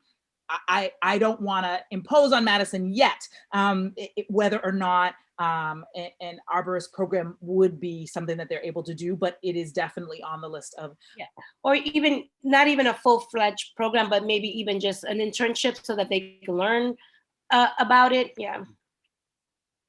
Oh, sorry. It might be that Youth Build is able to partner. We're looking at a robust way. How do we make sure, because we are trying to help those resources hit the ground sooner rather than later, given how many people have been out of work this year. So we are both going to try to think long-term and build things out. And we are also trying to get some resources on the ground and into people's pockets in the short term. We're trying to find the balance between both of those objectives, given how hard many communities have been hit by joblessness. Thank you. Thanks. And Counselor, I'll take the other two. That one increase we got, a $250,000 increase. Here's another educational component a lot of people may not know. The money collected from the slush carts and the fried dough carts and the buy your Harvard t-shirt or whatever you see in the Common and all those parks goes back to funding youth programming. So last year with COVID, we had nobody paying us rent to sell their sausages and slushes and lemonades and whatever else they sell. So we had to go to budget and ask for a one-time $250,000 allocation so we could put on BNBL this summer. So we can offer 5 sports centers. So we have one at White Stadium in Franklin Park. We're adding one at Almont and Mattapan we're excited for. We have one at Garvey in Dorchester. We have one in East Boston and we have one in South Boston. So it's a free place for parents to drop off their kids during the day between 9 and 3 o'clock as a drop-in sites for a sports center. So that one-time allocation and the staffing we get from that comes with DYEE, whether it's helping with BNBL referees or helping with camp counselors or whatever have you. So working with them, but we're able to expand this programming because we weren't able to take that revenue in for this past year.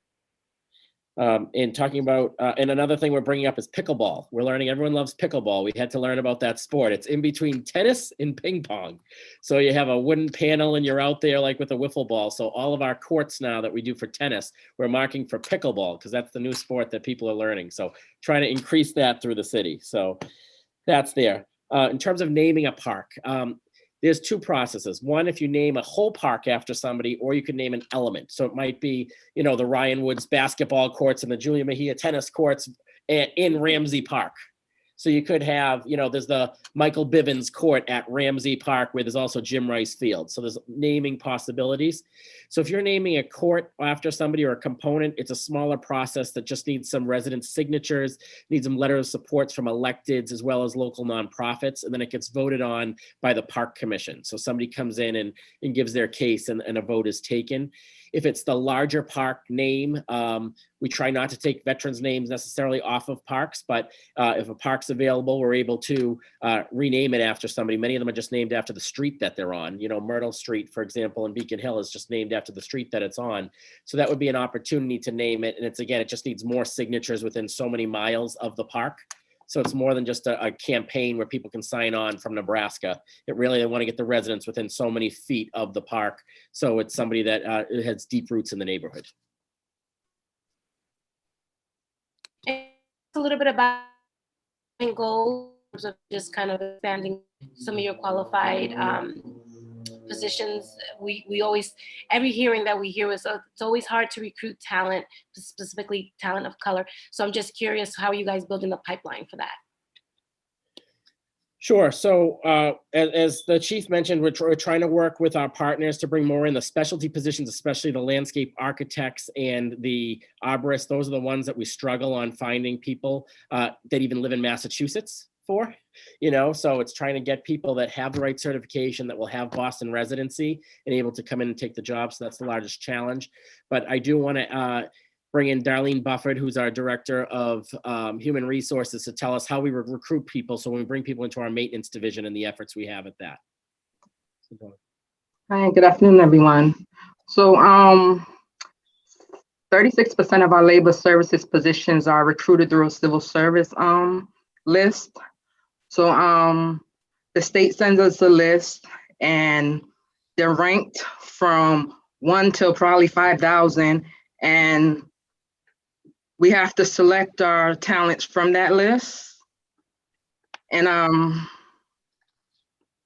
once we select them, we onboard them, and we also work with the diversity office to help us on recruiting diverse talents. But for the last year or so, it's been a little hectic on finding talent, because we have positions on the website for probably like 3 months and only have 6 candidates. So that stopped us from recruiting. We also post our positions on the Mass Municipal Associations, and that also help us recruit a diverse workforce.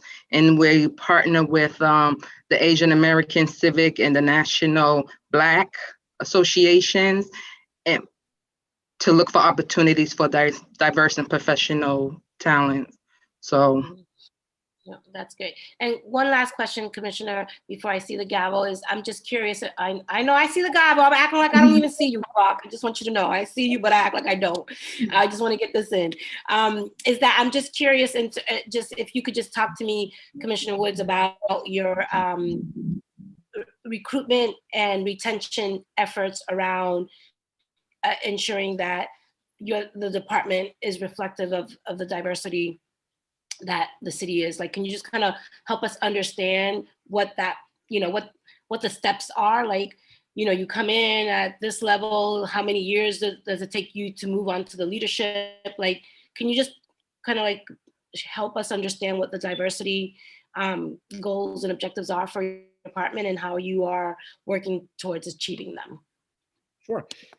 One challenge we have had is with jobs being civil service, that we have to go from a list. So even though we might have somebody that was a seasonal employee that does a great job, that learns the parks, they're not next on the civil service list, so we can't bring them on full time. So then you have to start over from scratch with a new candidate to learn how to do the job. And we have somebody qualified that is from the neighborhoods that learn the job.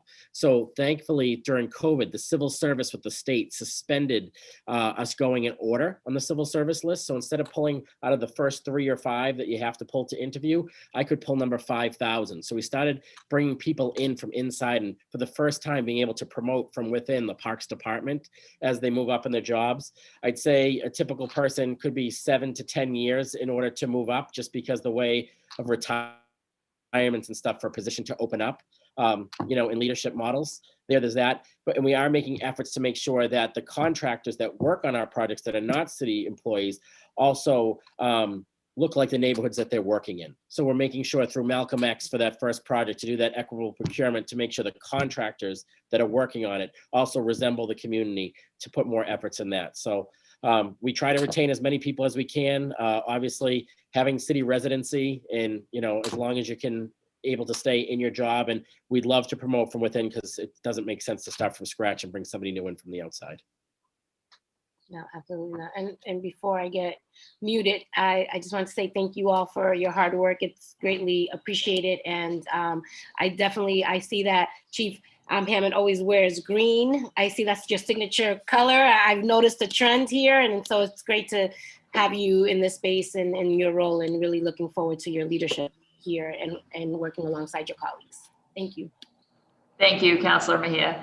All right, before we go to the next counselor, I know Councilor Campbell wanted a point of privilege just to break in for a second and say one thing that she forgot, so I'm going to allow it. Councilor Campbell.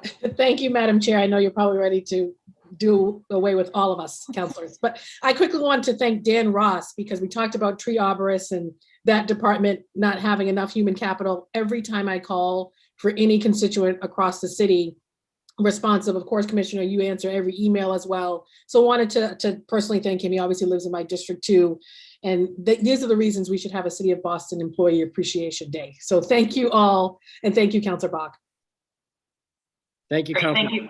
I was going to say, Dan Ross is one of the great employees. Over 40 trees went down this past Friday with storms or limbs, and he was on call answering them all. So kudos to Dan Ross. Thanks, Commissioner. All right, Councilor Asabi George. Thank you, Madam Chair. And I unfortunately tuned into this hearing late, and so I don't want to risk asking questions that have already been asked. So I will continue to listen in as I am in transit, so not able to be on video, but I will watch the first hour or so of the hearing that I missed and follow up with Commissioner Woods or Chief to get any information that I missed. Thank you, Madam Chair. Great, thank you so much, Councilor Asabi George. Councilor Edwards, are you back with us? All right, then I think I'm going to jump into some questions from me.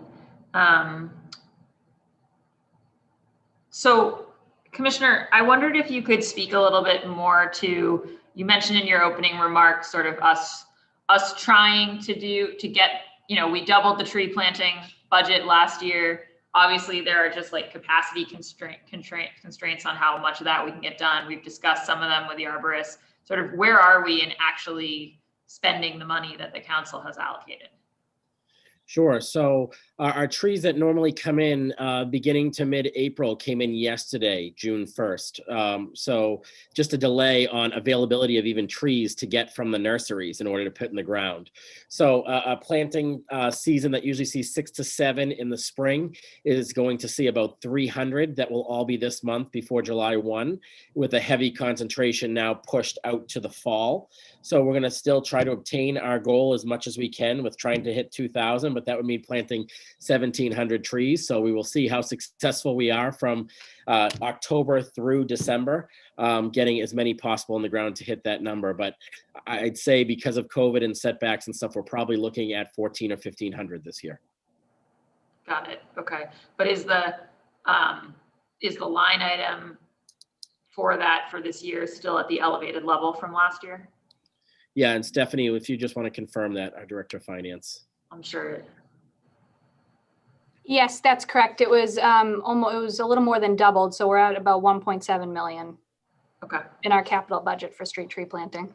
And I do remember that the arborist said that the other thing is there is this calendar year, but then there's also the reality that we run on a fiscal year, so that there is the hope that there can be even more robust planting in spring of 2022. So hopefully while this year it could be hard to catch up, yeah, there's still hope to catch up in the next. No, it's just Chief that I've only got 1 year on my belt over you in this process, but last year we talked about the great tree planting opportunities of this spring for catching up on things. And the trees just. No. I think what you're saying makes a lot of sense. I mean, one thing I will say, because I actually asked the same question, we plant relatively mature trees, which means that 15 years ago, they needed to know that there would be such interest in trees. And so now we are also in a position where we actually can't just call one place and say, hey, we'll take, all your trees, because we're not the only people also excited about tree planting. So there's also going to need to be a conversation about what the supply of trees are available if we're looking at trees and Cambridge is looking at trees and Newton is looking at trees. We're going to have to also figure out our ability to source the number of trees. So in my conversation with the arborist asking a similar question, he also mentioned that there was even procuring trees and then getting them to show up when they are supposed to be was a big challenge this year. And I hear you. I also think, COVID might be one of those extreme outliers in terms of a crazy year. Yeah, no, fair enough. I'm all for us buying a tree farm. And also, Commissioner, what is the, any prospects of us just converting part of Mary Cummings Park into a tree farm? I think that would be a great conversation. The trust office is actually the owners of that. So if we can get the trust office, we've always talked about having a Christmas tree farm out there, but maybe to have some nice honey locusts growing out there would be great. I think economic development can give a grant to somebody. After I heard this, I was like, this is good business. I wish I had known 15 years ago. I would be in business. Yeah. So for those watching at home, the city of Boston owns a park out in the suburbs, which at various points has been a place for camps for children and stuff, but lately is mainly a park that a number of people in the suburbs get to enjoy. And we've been unable to ever break the will on that front. But does seem to me like it could be a place that we grow deciduous trees. I'm just saying. Okay. I have a bunch of, District 8 is blessed with many parks and therefore I with many questions. I just wanted to confirm, Commissioner, we've had great meetings and really grateful to your team for the consultative process on both the Mission Hill Playground and the Clarendon Street Playground. Can you just confirm for me, because there's always kind of where we think the capital schedule is when we're talking in those meetings and kind of where it actually ends up. So, and I know with the Mission Hill one, there's a state grant that constrains the timing a bit, but if you could just confirm for me kind of what the expectation should be with the community of when those playgrounds are offline and when they're back online, ready for ribbon cutting. Sure. As I talk about Mission Hill, if Kathy thinks about Clarendon, so we can give you a quick answer on that as well. Mission Hill Park, you are correct. There is a park grant, so we are required to have that completed by May of 2022. So that project will be starting later this summer to go through the fall and to be done by May of 2022 in order to meet the terms of the grant. And I know the Clarendon meetings have finished, but Kathy, do you have an update on where that stands?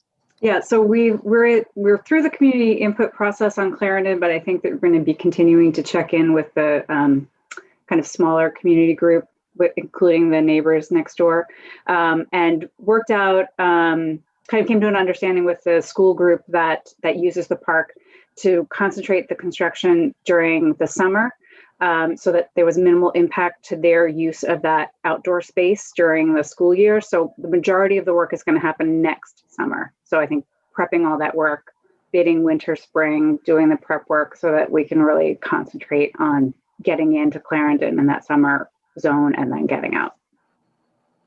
Excellent. And Mission Hill's on the table right now. So bids are due, I think, next week. Great, wonderful. And then the Boston Common Master Plan, what's the status of that? And is it something, have we managed to get integrated basketball court into the latest version of that plan? I know that that was something that, we had a lot of diverse young people speak up about. And I always think, sometimes you get a butter complaints about basketball courts because of the bouncing late at night. And so anywhere that we can create an opportunity for our young people that doesn't have a building right up against it, I think it's really good. So where are we on that? We do. That is into the master plan. So when that is released, that will be a proposal in there. I don't know which phase it will come in, but it is exciting that a basketball court is now included in that plan. The completed plan should be finished right by the end of the summer, beginning of fall. So we'll be able again to start phasing that work out. What's phase 1, what's phase 2 of the work thankful to have the funding from Winthrop Square in order to put some of those items to action. Okay, and public bathrooms, are they also in the plan? Public bathrooms are in the design in a new renovated visitor information center to widen that space and to make it accessible, maybe have some, touristy shops, but also have public restrooms there on the common. We're very grateful for the Friends of the Public Garden for their pilot, and we look forward to that bathroom coming up again this month. It's coming back in June, which I think will really help alleviate some things this summer. Yeah, no, and obviously I have to mention the Friends and their wonderful stewardship. And this is not budget, but I'll just say on the record that we have to get our Boston Common Maintenance Fund Trust Fund meeting on the books ASAP. So I know that's working with trusts and all, but I do think it's important for that park to get those maintenance dollars released. So looking forward to scheduling that and working with Mr. Starrett and the team on that front. Can you talk to me a little bit about where the project timeline is on the Kenmore Square block of the ComAv Mall? I think that was newly funded in the capital plan last year. I don't think we've made any meetings progress on it, but as I think I've mentioned to you, Commissioner, there are a bunch of elders who live in Kenmore Abbey right across the street. It's like a 200-unit senior affordable housing development where we've got a really multilingual community, Russian and Chinese speaking, and I would love to help facilitate making sure that we get their views in the mix when we do that. Yeah, Kathy can chime in as well, but I believe that's another project that's just waiting on staff capacity. So it's all ready to have a designer come on board to be assigned. But Kathy, is that correct? I think that's correct. I think we would put that out for the next round of RFQs this summer. Okay. So select a designer. Yeah. I see. So the RFQ this summer, we get the designer when? Like what's? Late summer, fall. Okay, and that allows for a fall. Yeah. Yeah, I'm not sure. Yeah, so we would do community briefing, community meeting process starting fall, winter, and then probably put it out to bid a year from now. Got it. Okay. And then the Back Bay Fence Pathway project, also funded last year. I know it has to be coordinated with the big Army Corps project that's ongoing. Can you just speak to me a little bit about what our timing is looking like on that? Do you want me to take that, Ryan? Sure. I think it's in a similar timeline that we would put out for an RFQ this summer, pick a designer, and it's a lot larger, so the documentation may take a little bit longer. So it may be summer, fall 22 when we put it out to bid. Put out to bid the project or put the RFQ out? Put the construction project out to bid. Okay. All right. Yeah. Okay. So it'd be like a spring of 23 start, construction, which would line up nicely with that 36-month project with Army Corps. Got it. And again, this is less your guys' budget, but just putting a flag that I know, some of us are thinking about. There are these, there's a bunch of ideas, right, when we come to the infrastructure money on the federal level that might be coming down the pike. And a lot of them, I think, have to do with green infrastructure. One very specific one there is thinking about some of the environmental stuff that got taken out of that Army Corps project and trying to get it back in, completing the clearing of Phragmites, some of the more riverbank species stuff. And so just want to say that it's certainly something I'm going to advocate for. Would love to have the Parks Department and the administration in support of that. Great. Yeah, we spend money right now mowing down the Phragmites, and it'd be great to have that integrated in the project. I know there's a lot of feasibility studies. About $1 million feasibility is what the Army Corps would need to look into the new study and have partner buy-in. So it's a bigger conversation, I think, with the non-federal partners.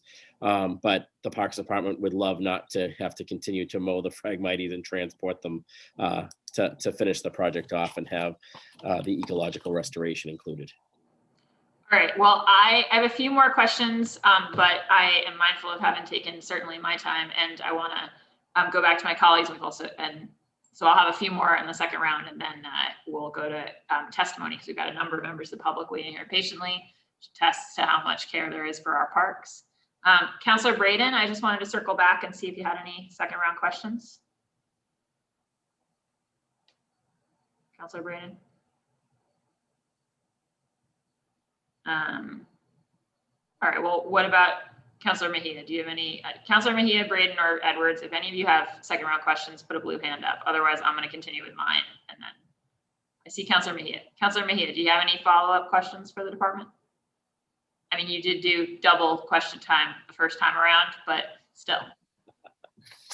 No, I want to be respectful of this process. Thank you very much. Thank you all for your hard work. I actually do have one question. Wait. Go ahead. I do have one question. Now that you've invited me, I'm just curious. You know, I always talk about, and I'm happy, and I know I actually used one of your parks, the Thetford Park, which was recently remodeled, which we love. I'm hoping that the sprinklers are coming back. I'm not sure when. Everyone's asking me. I'm like, I don't know. But those sprinklers, when are they set to start out? If you could tell me that, so I can tell my constituents. Sure. June 15th is when we start turning on all the spray features across the city. So we'll make sure Thetford is on that list and gets queued off to go right away. Okay, yeah, so that way I can feel like I'm winning here. Like I got the sprinklers for my constituents, and no, that's it. Yes, and in terms of the basketball courts in some of these parks, is there a rotating kind of like schedule when they get updated and fixed? I'm just curious. There is. We have a various courts budget. We're able to do about 7 courts a year between tennis courts and basketball courts. So as they need repairs with cracks, et cetera. And is it something we can just do a quick fix seal coat that gets a few more years out of it? Or does it have to be a larger capital project? Yeah. And thank you. I'm not going to hold anyone hostage, but I just want to say thank you so much for all your hard work. It's deeply appreciated. Thank you. Thank you, Councilor. Great. Thank you, Councilor Mejia. Okay, I'll go back to a few more questions, and then again, we'll go to the public. The urban forestry plan, super excited about it. Is it true, I have heard that it may not include the trees interior to our parks, that it only includes sort of the street trees? Ryan, you're muted. Thank you. The plan will look at all of our trees as a whole. The assessment of going through every individual tree, doing the assessment, is just on the street trees. But the plan itself will look at the whole canopy as a whole. So it will be in the plan. It's just we're not going out to assess the health and wellness and species of every single tree. We're very fortunate with some of our partners with Friends of the Public Garden and Emerald Necklace Conservancy that they've been able to do that in their parks that they help steward. But in terms of the normal neighborhood parks, those are included in the overall plan, but not in the individual assessments. But will we then, since we'll have sort of a head count, as it were, in the plan, will we know sort of what percentage of our trees we don't have that detail on? And do you have a sense of, is that going to turn out to be like 10% or 25%? Like, I don't have a clear sense of how much of our tree population we then are getting that level on. Yeah, I'm happy to find out. I don't know that off the top of my head. I do know that we've learned that the amount of trees that we thought we had for street trees, we were wrong on by several, almost 10,000. So we are learning that we have a lot more street trees than we even thought we had in our inventory. So I will get better numbers for you on that. Okay, yeah, it would just be interesting to think about, obviously, I mean, it's like, it would be great. Those trees are also contributing to the well-being of the city. And I'm just thinking about, again, as we think about the green jobs thing, and is there an opportunity for us to, if we had a nonprofit that wanted to do some work or work with youth, or sort of think about, filling those gaps in places where some of our partners of longstanding, like, as you say, Emerald Necklace and the Friends of the Public Garden, haven't already done the work. If we could, get a bunch of folks putting their shoulders to the wheel, just because it would be nice to, I think, know the whole story. And I'll just say on the arborist front, I won't belabor the point because I have talked to Chief White-Hammond about it. We really focused actually on the arborist pipeline question in our first hearing on the Conservation Corps back in last November, in partnership with Chief Cook. And it's just clear, we really, I think, do have the opportunity to start something special here in Boston. Like, we've got one of the only urban centers for the National Forestry Service. We've got at UMass, granted UMass Amherst, but in the state, one of the best arborist programs, like educationally in the country at the tertiary level. And we've got all these groups that we are currently doing little success link programs with, right? That are of, you know, think like Green Team's doing tree related stuff, Speak of the Trees is doing tree related stuff. Like I just, and Jesse from the Forestry Service is supporting a lot of these groups. It feels like, you know, there's a world in which we have a like Boston arborist residency, right? And we have a whole bunch of, and maybe you're making an initial commitment to the Parks Department, and then we've got a pipeline, and then everybody else hires their arborist from Boston. I think that's something we should be reaching towards. And they can also tend the growing tree farm in Mary Cummings Park. Could you, Councilor Bach, I just wanted to, you know, just make a connection there, which I've learned about a little bit and pursuing some of that idea, which is that we will have to think through, and this is an area where there might need to be some support from the council. The civil service requirement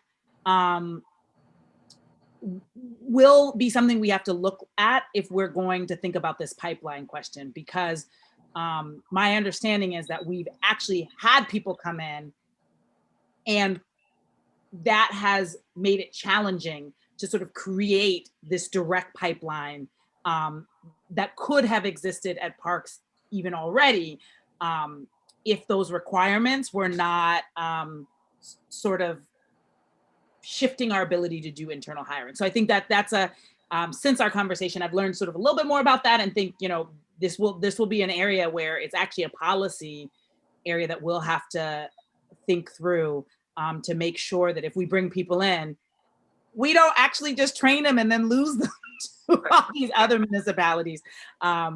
So yeah, there's an opportunity there. And I did also ask the question if we could get a ton of volunteers to assess trees, but I was informed that neither I nor most of us have the skill set to do the actual tree assessment. So it's a little bit more complicated than I had once imagined. But I think, you know, again, it is a question of sort of how much time do we want to spend documenting and assessing versus planting versus, you know, so there, but I think that's a good question. I had hoped we could do a volunteer mobilization, and apparently that is not a viable strategy. Yeah, well, I guess I just feel like yeah, we have to solve this. And if what we have to do is we need, you know, like home rule petitions that go through the state legislature, you know, so be it. Like, I mean, you know, in the same way that we've obviously just this past year passed through a fire cadets program, I think that, you know, if we need to have an arborist cadets, or, I mean, it's not exactly analogous, I'm aware, but just, you know, thinking about that, would love to partner. And I think the overall thing I want to say, and I think folks know that I'm sort of, you know, pushing for a scaling up of our capital budget on the park side, but also think we need just like a lot more, you know, maintenance capacity. We're just going to shift as we shift towards green infrastructure, right? Whether it's permeable paving, street trees, urban wilds, bioswales, these are stuff that need to be maintained, and we've got to be able to build that workforce. And it's unacceptable for that workforce not to be able to be local because of existing rules. And it's also unacceptable for it to just not be a thing we can scale up because of a kind of like sclerotic process. So yeah, I would, and I'm all up for understanding what those sort of detailed bureaucratic systems issues are. I just think we have to solve them, because like the climate crisis will wait on us to get there. And I know you know that, Chief and Commissioner. So just, yeah, I mean, whatever proactive work you need from the council, I think we're happy to work on that with you.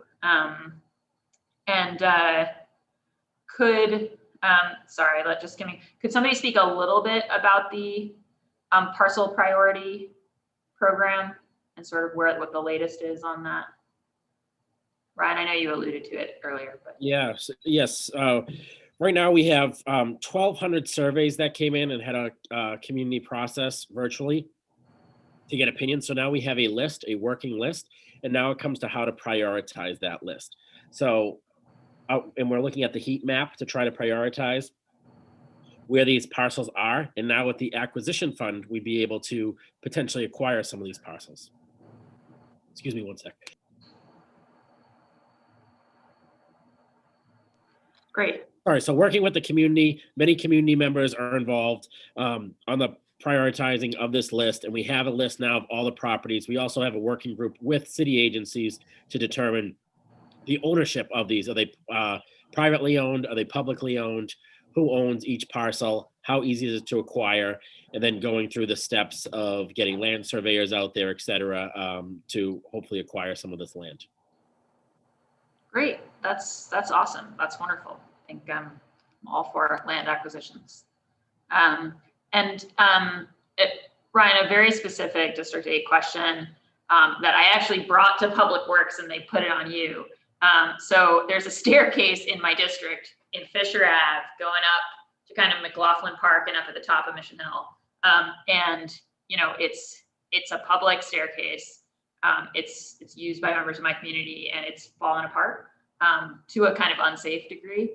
And so I thought that Public Works were the people to bother about it. They informed me that it's actually in Parks' custody. And so I was wondering if, you know, if we could somehow, the folks who have brought it to my attention have said, look, we understand rebuilding the whole staircase would be a very expensive proposition. We really just want it repaired so that it's safe to traverse. And I was wondering if there's anything we can do on that front. Yes, we did see that comment through the Public Works process, and we did get to look at it. We have a mason on contract who has agreed to do some work. So we're going to get some quotes on it, but there will be some work done on those steps. That's fantastic news. Thank you. That's really great. People will be thrilled. I think this is my last kind of District 80 question, but you know, it was really great to be at the relaunch of the Swan Boats a couple weeks ago. That's where I saw Josh. Just, you know, have been so enjoying the public garden, which we, you know, your team put so much care into, and also the Friends of the Public Garden put so much care into. And I'm really glad to see the renovation of the maintenance building on the list this year, just because I think, you know, we've had both functionality and safety concerns around there. And so just would love to hear what kind of the plans and timeline and partnership with the Friends on that front is going to look like. And I want to shout out to the BSLA, Boston Society of Landscape Architects, who have been involved too, doing some charrettes and some work, programming work on this. We've had a programming study done by Public Facilities Department. And now if this gets passed in the budget, we look forward to working with Public Facilities on a much needed renovated tool shed for the employees, for the Swan Boats, et cetera, out there. The conditions that they work in, they lose heat in and out just with one garage door bay every single time. So it's in much needed repair. We're happy that it's finally in the budget for some design. Hopefully it will be passed, and then we can work with our partners in Public Facilities to start the construction process. Great, wonderful. That's great to hear. And I lied when I said it was the last district. Well, this isn't district specific, it's citywide, but you know, I think we all counselors every year hear a lot of questions and expressions of support for the park rangers mounted unit. And I know that's, you know, a couple counselors raised it already, but just if you could just speak to where their budget is relative to last year. Sure, Stephanie, I think you're going to add to me. I believe they did go up from about 78,000 to 90 or 92,000, but Stephanie will have the exact. Yep, that's correct. So 2 years ago, we were at even lower than that. So over the last 2 years, we've had a little bit of an increase each time. And for this recommended budget, just dedicated funds for the mounted unit in our operating is 90,000. And then we do have some funds in our fund for park through donations, but dedicated just for the mounted unit is 90 this year. And do you know what that delta will end up effectively covering? Like, is it just cost increases? Is it something actively new? Or We did not take in as many donations as we usually do through the fund for parks. So we know we won't be able to cover any deficit we'd have. So we just requested, it's mainly horse feed and doctors type services for the horses, and then uniforms for a mounted unit. Great. Okay, well, that's awesome to understand, and thank you for that. And then kind of big picture question. I think, you know, we will hear in the advocacy, and we've certainly heard from the public, right, this desire for the parks budget to be larger in general and at least 1% of our city budget, and we're not there. I think we're well under there. And I know that also, you know, our parks department is not at its historic high in terms of staffing and all. So I guess, you know, and this is a question for the commissioner and also for the chief. like how to think about, we're growing the parks department's portfolio, right? We're growing the urban wilds. With the urban forestry plan, we're going to grow that. When we talk about parcel priority and land acquisition, again, we're talking about growing the portfolio. You know, certainly the scale of work that I think we need to do to meet the climate crisis is it's just going to evolve, as we were just discussing, like a real ramping up. And so at some point it can't be more with less, right? It's got to be more with more.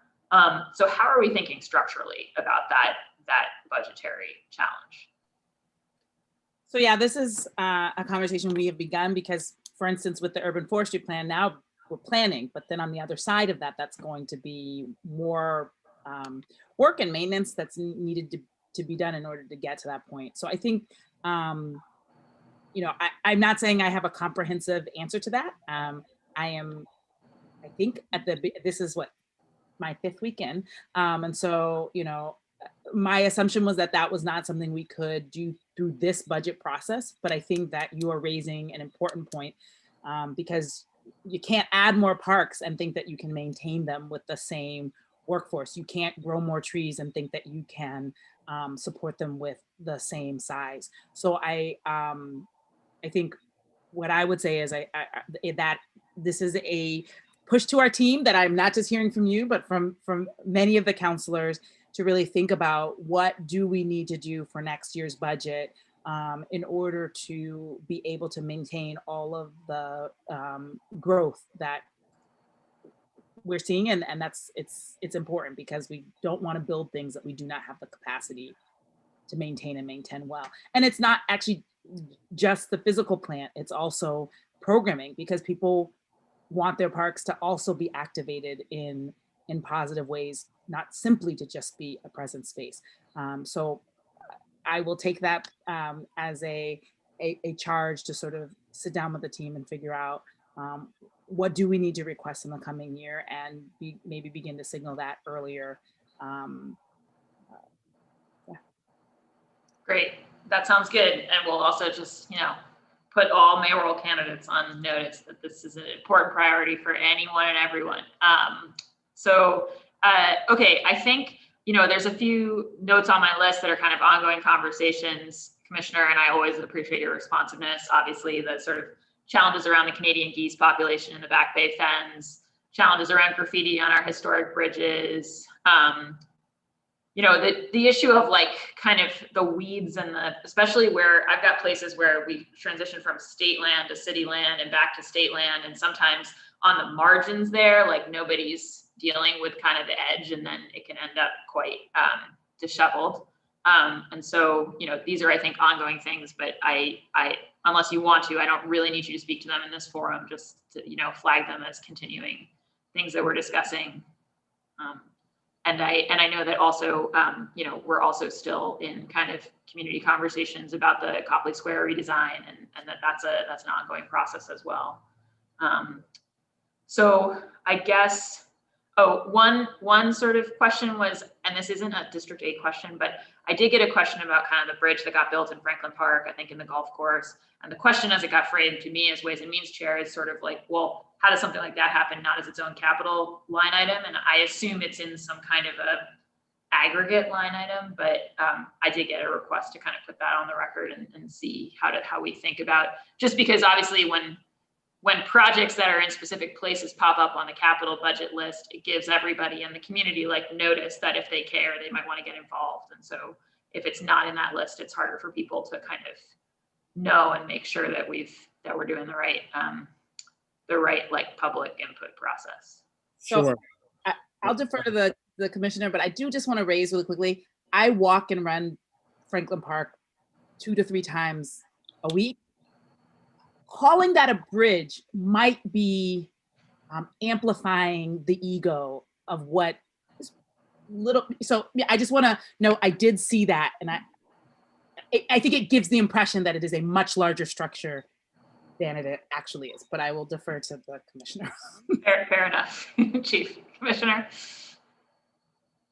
No problem. So I think we've learned throughout this process that each year we have improvements made at each golf courses, and we do talk with the golf members every single year. We start out and talk about the changes, and some people may not be as interested in like what's happening for the tee box at hole number 5 or number 6, but we've learned structures such as, you know, a bridge that did have to go through landmarks and did have to go through Conservation Commission and have multiple hearings over, I think started as like a 10-year process and was just recently completed. But point noted that there may be other people outside the golf circles that want to be engaged on some of these renovations. So we'll make that a priority. The intent was that pedestrians and golf carts were sharing the same pedestrian bridge. So to separate it, now have a cart path for carts, as there was an incident where somebody was struck by a golf cart while they were walking the loop. So I think the intention was well, but we've learned through the process to more elevate these projects that are on our golf courses, as there may be some interest besides just the members. Yeah, great, wonderful. Yeah, and more like these are our forums to answer people's questions. So that's great to understand the pedestrian safety aspect of that. Something that I am a strong proponent of. Yeah, and I think that those are all my questions, and I'm also mindful we just ticked past 4 o'clock, and so I do want to get to the members of the public who've been patiently waiting. Yeah, I think everybody said it at the beginning, so I feel redundant, but the degree to which like our lives have depended on these parks this past year has just been like astonishing. And I feel like I know all the parks in my district a lot better than I did 12 months ago, just because they've been sort of the outlet for getting out and about. And I think it's underscored the importance of the work that you all do and the degree to which it's infrastructure, right? Like we're talking about how it's climate infrastructure and it has to do with carbon capture and et cetera, and it is, but it's also just like the infrastructure of our lives. So also hope that we can, again, circling back to the feds, I'll make a push to get as much investment in that infrastructure as possible in the coming months. Before I go to public testimony, I do see that my colleague, Councilor Mejia's hand is raised. So I just want to give Councilor Mejia, did you want to weigh in briefly? Yeah, yes, I just had a quick, I'm sorry, a little follow-up. Reading, and I'm not sure if this is the hearing to do that, but we've been hearing from a lot of folks in terms of like, how are we deciding to utilize space in the parks? We've been talking a lot about quality issues, and I'm just curious about like, kind of how are we grappling with that? Specifically, I'm thinking about the Parkman Park. We're concerned about the dirt bike issue in Franklin Park. Kind of what strategy are we thinking about in terms of how we move forward when we're thinking about design? I know that's a heavy question to end with, but it's one that has come up a few times. And I was Sorry, Councilor Mejia, you were going in and out there. I took it to be a question about how to think about sort of, was it space allocation, like in our big parks, like sort of how much space we're allocating to different uses? Was that the question? Councilor Mejia? Sorry, Juliet, we lost you. Commissioner, if you have an answer to that question, or you thought you understood, you heard it better than I did. Sure. I think it came up also with the ATVs and the loud noise and the dirt bikes in Franklin Park. So we're working right now with a task force that's meeting bi-monthly or bi-weekly, I should say, to sit down and address issues and see what's working and what's not working in there to make sure that it's a welcoming and safe space for everybody. So we're going to continue that task force work. And through the through the Franklin Park Action Plan, we will have a plan in place. But now, as we implement every single phase of that plan, there's going to be a robust community conversation around each phase, so we can implement proper things in the park in the appropriate way.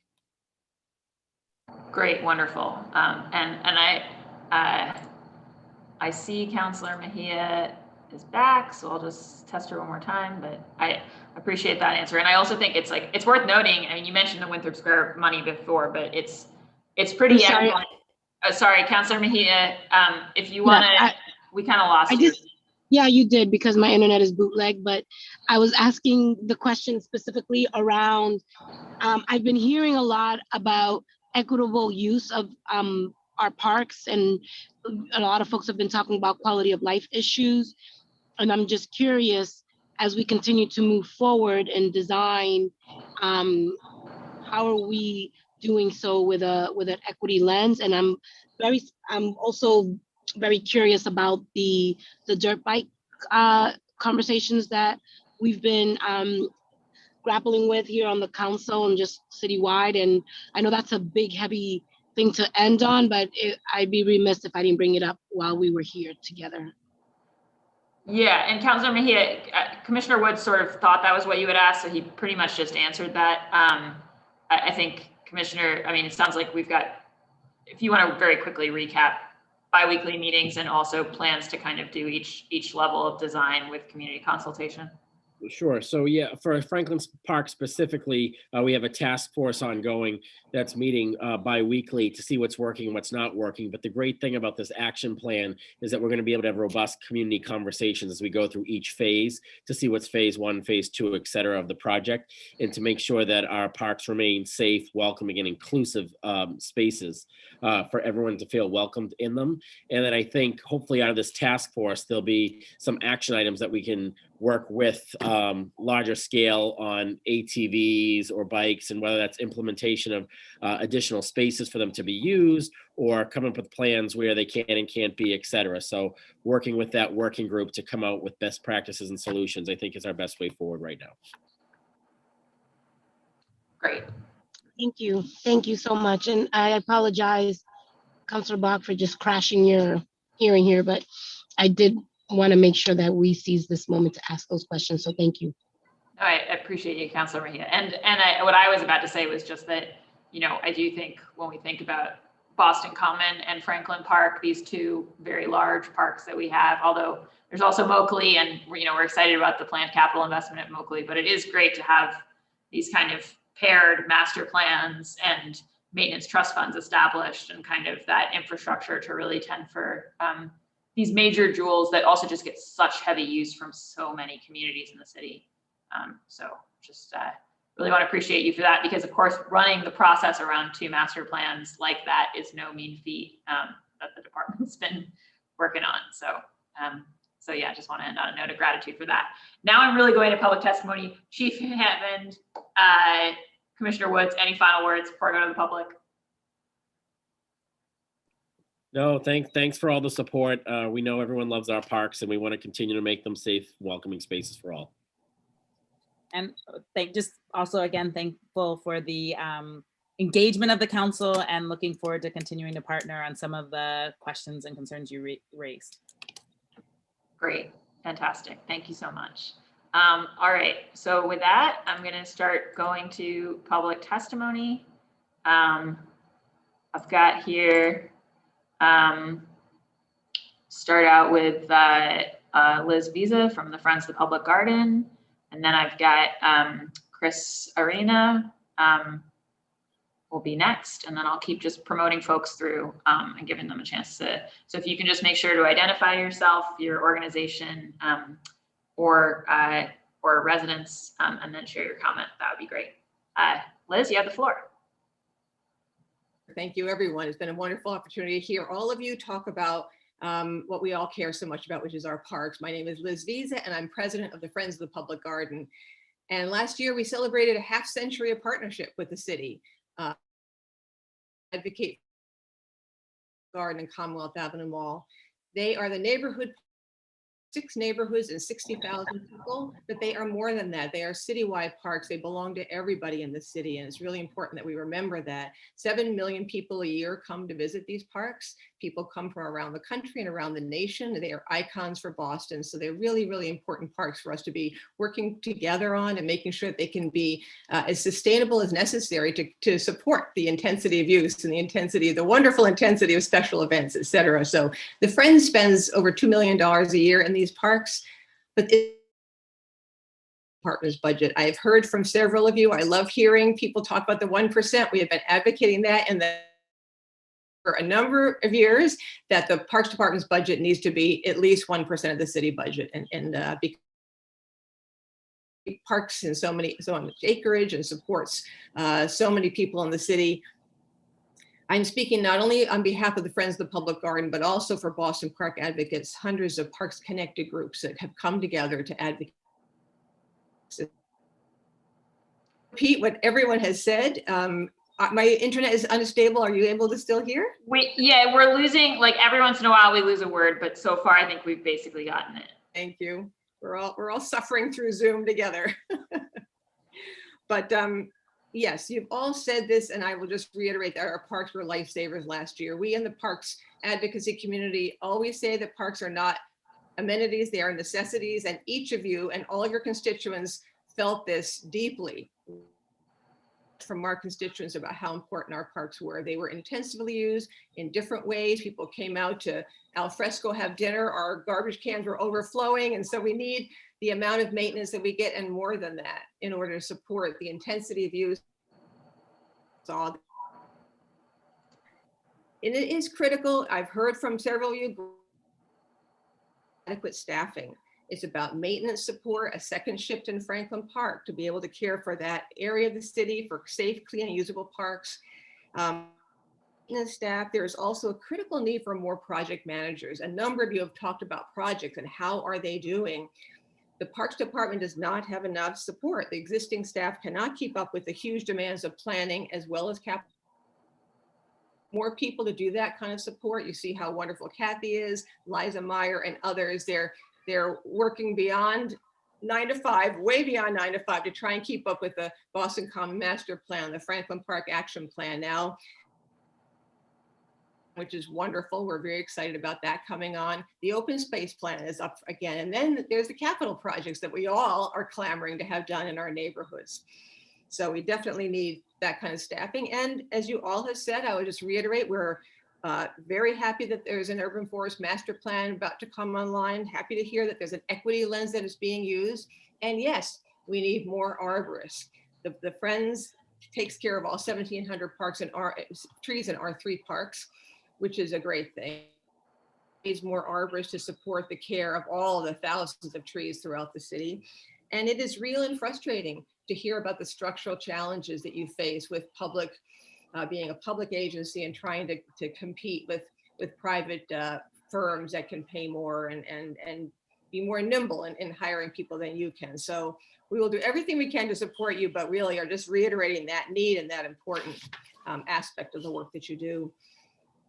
And Commissioner, heard you talk about recreational activities, having a one-time allocation of funding to sustain those important activities for children and families throughout the city. It was, you suffered without having the income from the vendors this year. So we really support that vital service that our parks and department played during the pandemic and beyond. We are nearing completion, as you heard, of the comprehensive vision of Boston Commons future. We had the input of over 10,000 process. Really important, this most heavily used park in the city needs a lot of care and love and improvement. It also needs one set of eyes, an administrator dedicated to overseeing the maintenance and management of this one green space, which is central for the city. It sees more use than any others in the city. We have a lot of needs and a lot of strain on the skeleton staffing that's down there, and we advocate for that. As Councilor Bach, you talked about, really important to have more bathrooms. And so be reassured that there are more bathrooms that are being proposed within that master plan. And I think that should be an early action project. I think it's, not sexy, but necessary. Europe does a much better job than America does with providing restrooms in public spaces. And we really need to do that as well. And thank you again, Councilor Bach, for bringing up the tool shed, the public garden maintenance facility. And thank you, Commissioner Woods, for putting it in your budget. We urge you to support this funding. It is rotting wood, missing slates, rodent infestation, water damage. It doesn't meet code in several respects. It is really overdue for repair and restoration in this America's first public botanical garden. But we also are advocating for the creation of a public-facing informational exhibit near the building to orient visitors, impart historical information about this amazing space, and make everyone who comes to the garden feel that they are welcome and that it belongs. So, and again, Councilor Bach mentioning Kenmore Mall, we would love to see that project get up and running. The funding is there. We would love to see that less. Be able to get into construction with that. So I want to thank you all for your commitment to Boston's green space. Each of you have testified to the power of public space in your lives, your families' lives, and those of your constituents. And it's been really inspiring to hear you each year during these budget hearings. We have to figure out how to get more funding, a vital service for our community and for climate justice and every level of care and support that our constituents and our city needs is served by the Parks Department. So having that need to provide clean, safe, and inclusive spaces that every resident deserves, we urge you to look favorably on this proposed budget. And thank you so much for the opportunity. Thank you, Councilor. Great, thank you so much, Liz. And next up, we've got Chris Arena, and please, if I mispronounce your name, just let me know and correct me. And then after Chris, we will have Gretchen Rubinkin. And then in a second, I'm just checking my list against who's here, but after Chris goes, I'll just read the order of who else is here so that you know that you are in line and we are coming to you. But Chris, go ahead, you have the floor. Hello there, everyone. Thanks, Councilor Bach. Arena is correct for next pronunciation of my last name. Happy Wednesday afternoon, all. I want to thank Commissioner Woods and all of the councilors who I've worked with in the past, several years advocating for a variety of causes around the parks, in particular focused on dog parks and equitable dog parks over the last few years. Again, my name is Chris Arena. I serve as a commissioner on the Mayor's Animal Commission through Animal Control. I'm also on the board of Friends of Healy Field here in Roslindale, where I am a resident and homeowner. I took to heart and really appreciated Councilmember Arroyo's recommendation for a park in every neighborhood. It's something that many of us have been clamoring for a while, longer than I've been in the city, quite frankly. The first thing I want to speak about before I have a call to action and general public comment is I'm incredibly appreciative of Commissioner Woods and Alexis at Animal Control for helping facilitate our first clinic for homeless folks and their dogs, which will be hosted on June 26th at Clifford Park in Roxbury on Norfolk Ave. Near the intersection of Magazine and Mass Ave. It's going to be physical exams, vaccinations, flea and tick prevention, all the things you could possibly need as a homeless or underhoused Boston resident. It's a great example of where the city could be moving for animal advocacy and providing those services. The Animal Control has been absolutely wonderful. So I'm very grateful for that. I first want to thank the commissioner, as well as council members who have supported this mission. More importantly, we've had several meetings, several conversations, it's been in the Globe, it's been conversations we've all been having about the need for more dog parks in Boston. I believe there are 3 official city parks. There are also problems with people using parks unofficially. And all of those parks, I believe, are on the eastern half of the city in more affluent neighborhoods. Over the last meeting where I met with Councilmember Bach and many of us community members spoke, the 3 major neighborhoods that seem to be clamoring strongest for a dog park right now are Roslindale, JP, and Mattapan and or Hyde Park. I mean, depending on where those conversations are going. I would like to have a call to action to the council, to the mayor, and to others that we create a budget line item in this year's budget or advocate for it in next year if it's impossible to do for 3 new dog parks in those neighborhoods.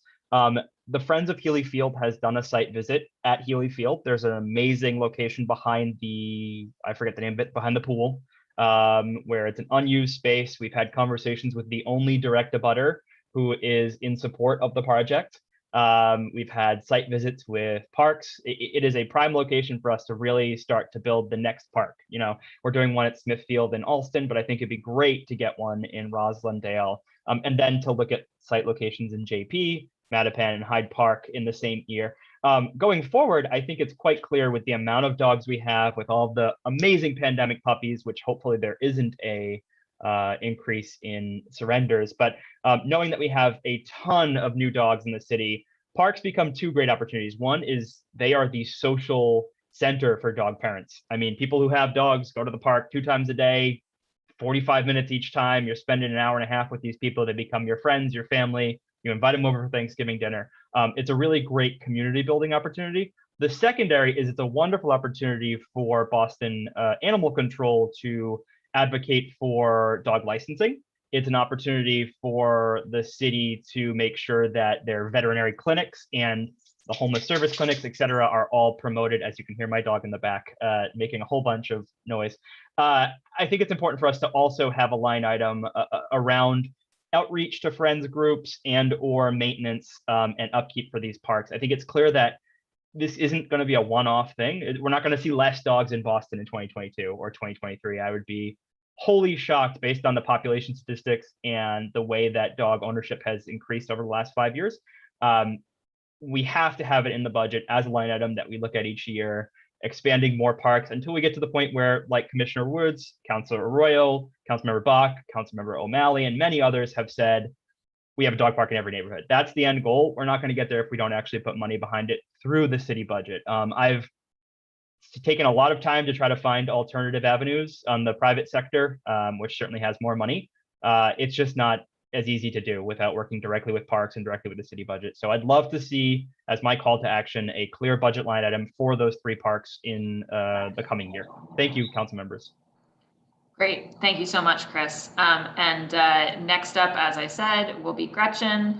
After Gretchen, well, I thought we had Nathaniel Thomas, although Nathaniel seems to have just disappeared. So just before we go to Gretchen, I just want to read the list so that folks know they're on it. I have Nathaniel Thomas if he comes back. Otherwise, it'll be Sandy Young, Chris Hoy, Xavier Choi, Walter Irwinge, Rick Yoder, Zoe Silverman, Carla Lisa Kaliga, Lila Ohasi, Simon Hay Sutton, DB Reef, Lisa Beatman, Alf Graycombe.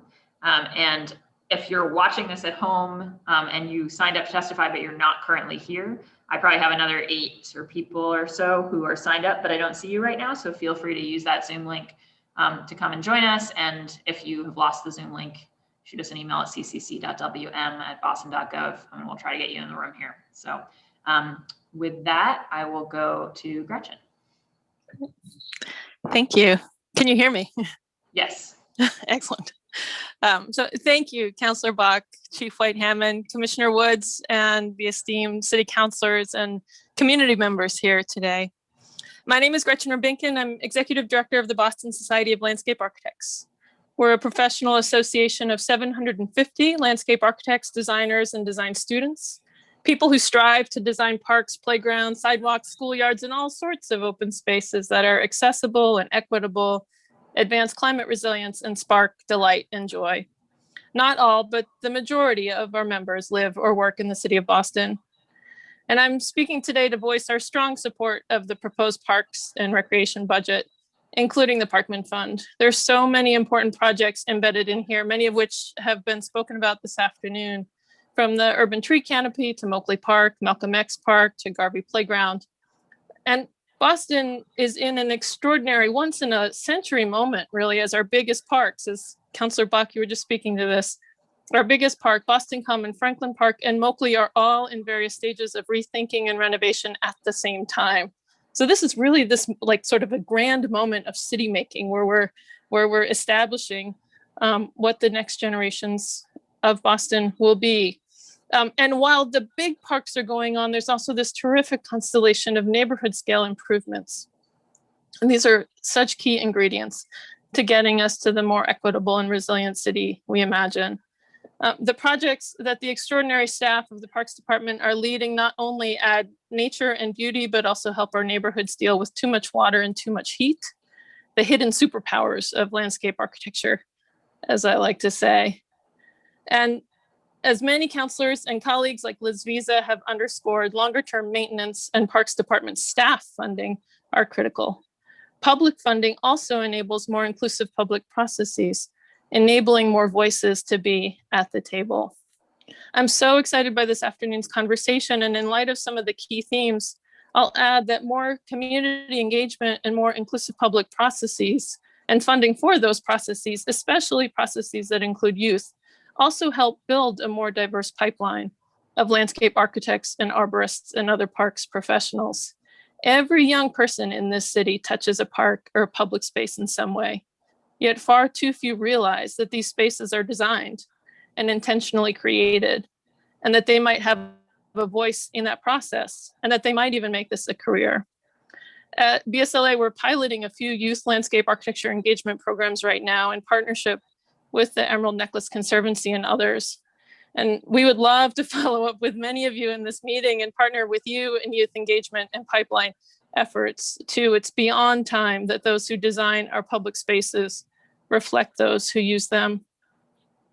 And finally, I'll just echo what so many of you have said today. During this past year, we've seen how vital our open spaces are. As when the Emerald Necklace was first created, parks today are the lungs of our city. During the pandemic, they have literally offered breathing room. They are the spaces we come for relief, for mental and physical health. They are common spaces where we can collectively express anger and outrage, and where we can come together and play and heal. For many of our residents, these public open spaces are the only outdoor space they have. Parks are essential neighborhood infrastructure and demand at least the same level of funding as our roads, water, and sewer systems. So on behalf of BSLA, we applaud this budget. We encourage the council to support it, and also to end with gratitude. And thank you all for the great work that you do and for your leadership in our beloved city. Great, thank you so much, Gretchen. And before we go to Nathaniel, I'll just say I neglected to say this up front, but just because we have so many folks here, I will ask people to keep their comments to 2 to 3 minutes. And so if you hit 3 minutes, you will see me when you're in the Zoom raise my gavel, which is what the counselors have also been seeing. And then I would just encourage you to wrap it up, just so that because I'm mindful of the number of folks we've got on this list still to get through, but really grateful for those fulsome comments from Gretchen and Chris and Liz. Now we'll go to Nathaniel, and then it will be Sandy. Nathaniel? Thank you, Madam Chair, and I will be aware of the gavel. And thank you also to Chief White-Hammond, Commissioner Woods, and the rest of the City Council. I'm here as a Boston resident. I do live in the West Fairmont Hill area, but I grew up in the city, and so experiencing the parks, whether it be Harambee, Franklin Park, and so on, or playgrounds like Tooling and Martin, they're what led to how much I love the city. And one of the greatest losses that I do remember from growing up is that one of the urban wilds that I had so much fun playing in has been it's now condos. So when we talk about having resilience, and we talk about having the next generation be able to experience and be involved in the open space, they actually need that opportunity to experience it. Some of the folks in the room who grew up in Dorchester, they might be aware of the Kazi's. It's not really there anymore, but I had plenty of fun in there chasing salamanders and catching garter snakes. And so, the reason why I'm here today is to encourage the intentional acquisition of urban wilds for inland climate resilience and equity in the city. The city does have a plan for Climate Ready Boston, but it seems very coastal focused, and most of the city's environmental justice populations are inland. And recent data at the state has shown that environmental justice populations have 3 times the amount of impervious surface than the rest of the state, which means they're 3 times more likely to experience heat stress and flooding associated with climate change. So that's why, she's reaching for the gavel, I gotta keep going. That's why I think it's important that, there's that intentional acquisition for the urban wilds, not only because it'll allow youth to experience and get the environmental education they need, but it's a means for green infrastructure, and green infrastructure is cheaper than gray infrastructure, and it mitigates the heat stress and flooding associated with climate change that the majority of impacts will be faced inland, where environmental justice populations live. So to really look at direct appropriations for acquiring urban wilds as a means for environmental justice, climate equity, and green infrastructure, and that it's not only cost effective for the city, but that it's going to allow new generations to experience the love that I have for the city by playing outside. Thank you. Great. Thank you so much, Nathaniel, for those comments. Next up will be Sandy. Sandy, you have the floor. Hi, my name's Sandy Young. Thank you so much for giving me the opportunity to give my testimony. I'm a resident of Jamaica Plain. I'm also a mom to 2 children who participate in JP Youth Soccer and also in the Regan League Baseball in JP as well. I wanted to point out and to give my support to the petition to also to fix Murphy Field. I just want to add that my husband is also a coach for both Regan and a coordinator there, and then also a coach in the soccer side as well. I just want to add that for both of these, for both Regan and JPU soccer, the families that we have, that we serve is really diverse. It's not JP. Over 50% actually come from all parts of Boston, mainly Dorchester, Mattapan, Roslindale, Roxbury. And as a mom, you know, we've seen how our kids behave and how they've really needed the outdoor space during this pandemic. And I imagine even more so when they return to school full-time in September. I know my kids do, whether it's playing soccer or baseball or just kicking around in the field. I want to thank the work for the Parks Department so far. I see you guys out there all the time at English and all the fields that we're at, and also the City Council.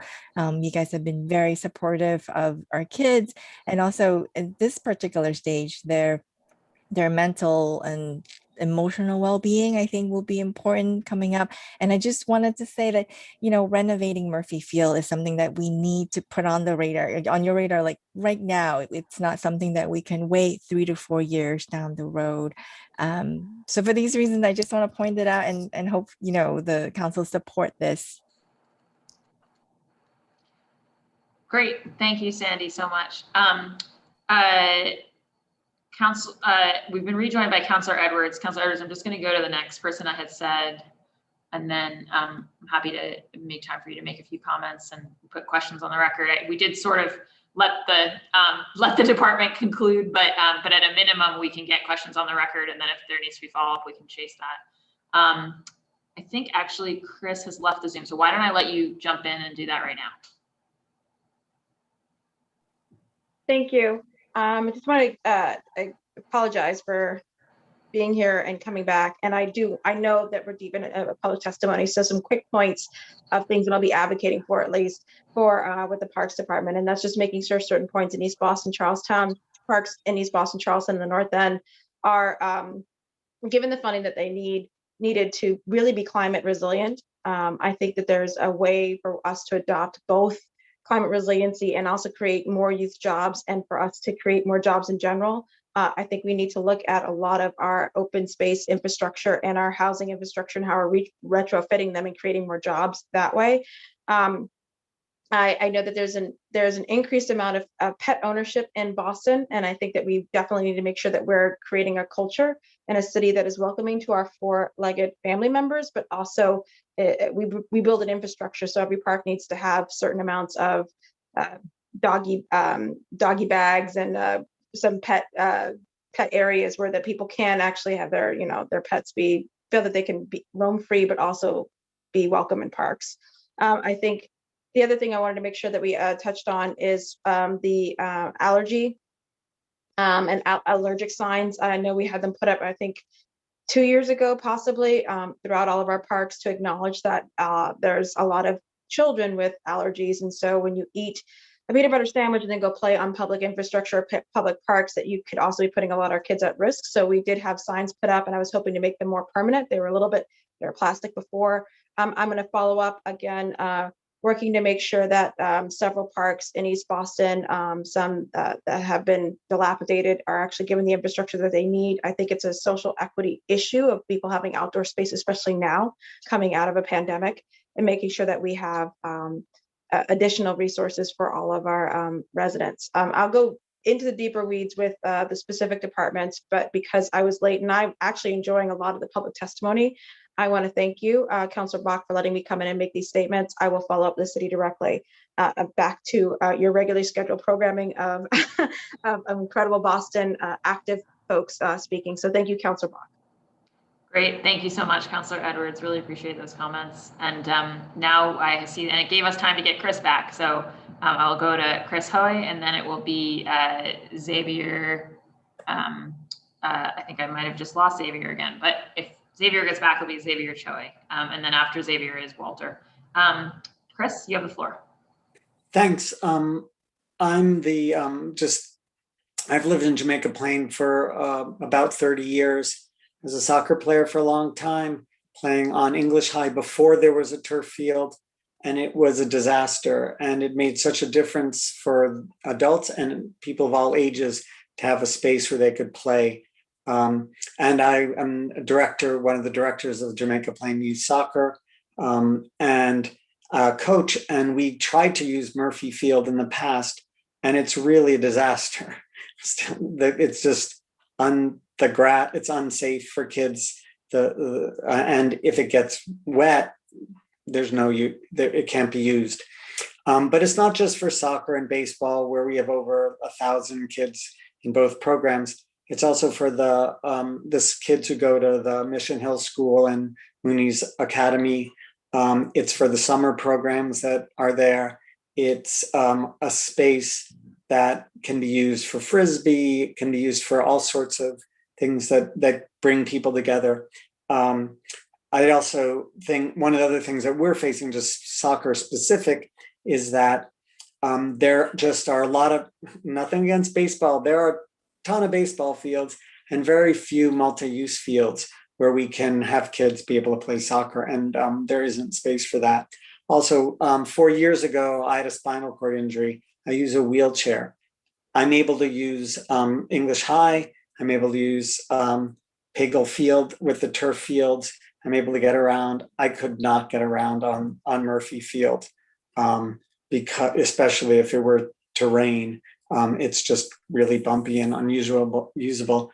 I'm sure that there are others. I don't want to take up more time because I want to leave space for the many other people who want to speak to this, and to represent the nearly 600 people who have signed a petition.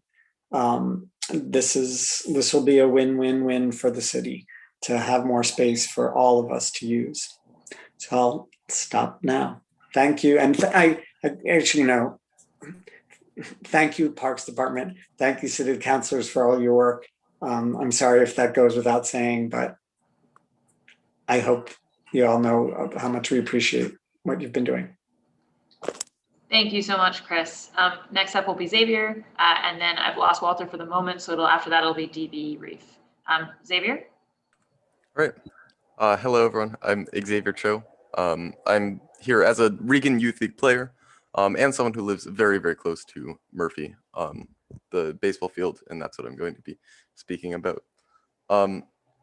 Personally, I play a lot of baseball, and I always have played a lot of baseball. I'm currently visiting Murphy multiple times a week to play baseball for the Regan Youth League and just on my own. I live right down the street from Murphy, and I can attest firsthand to how important the field is to this community, even beyond organized baseball and softball games, but just as a place for people to meet.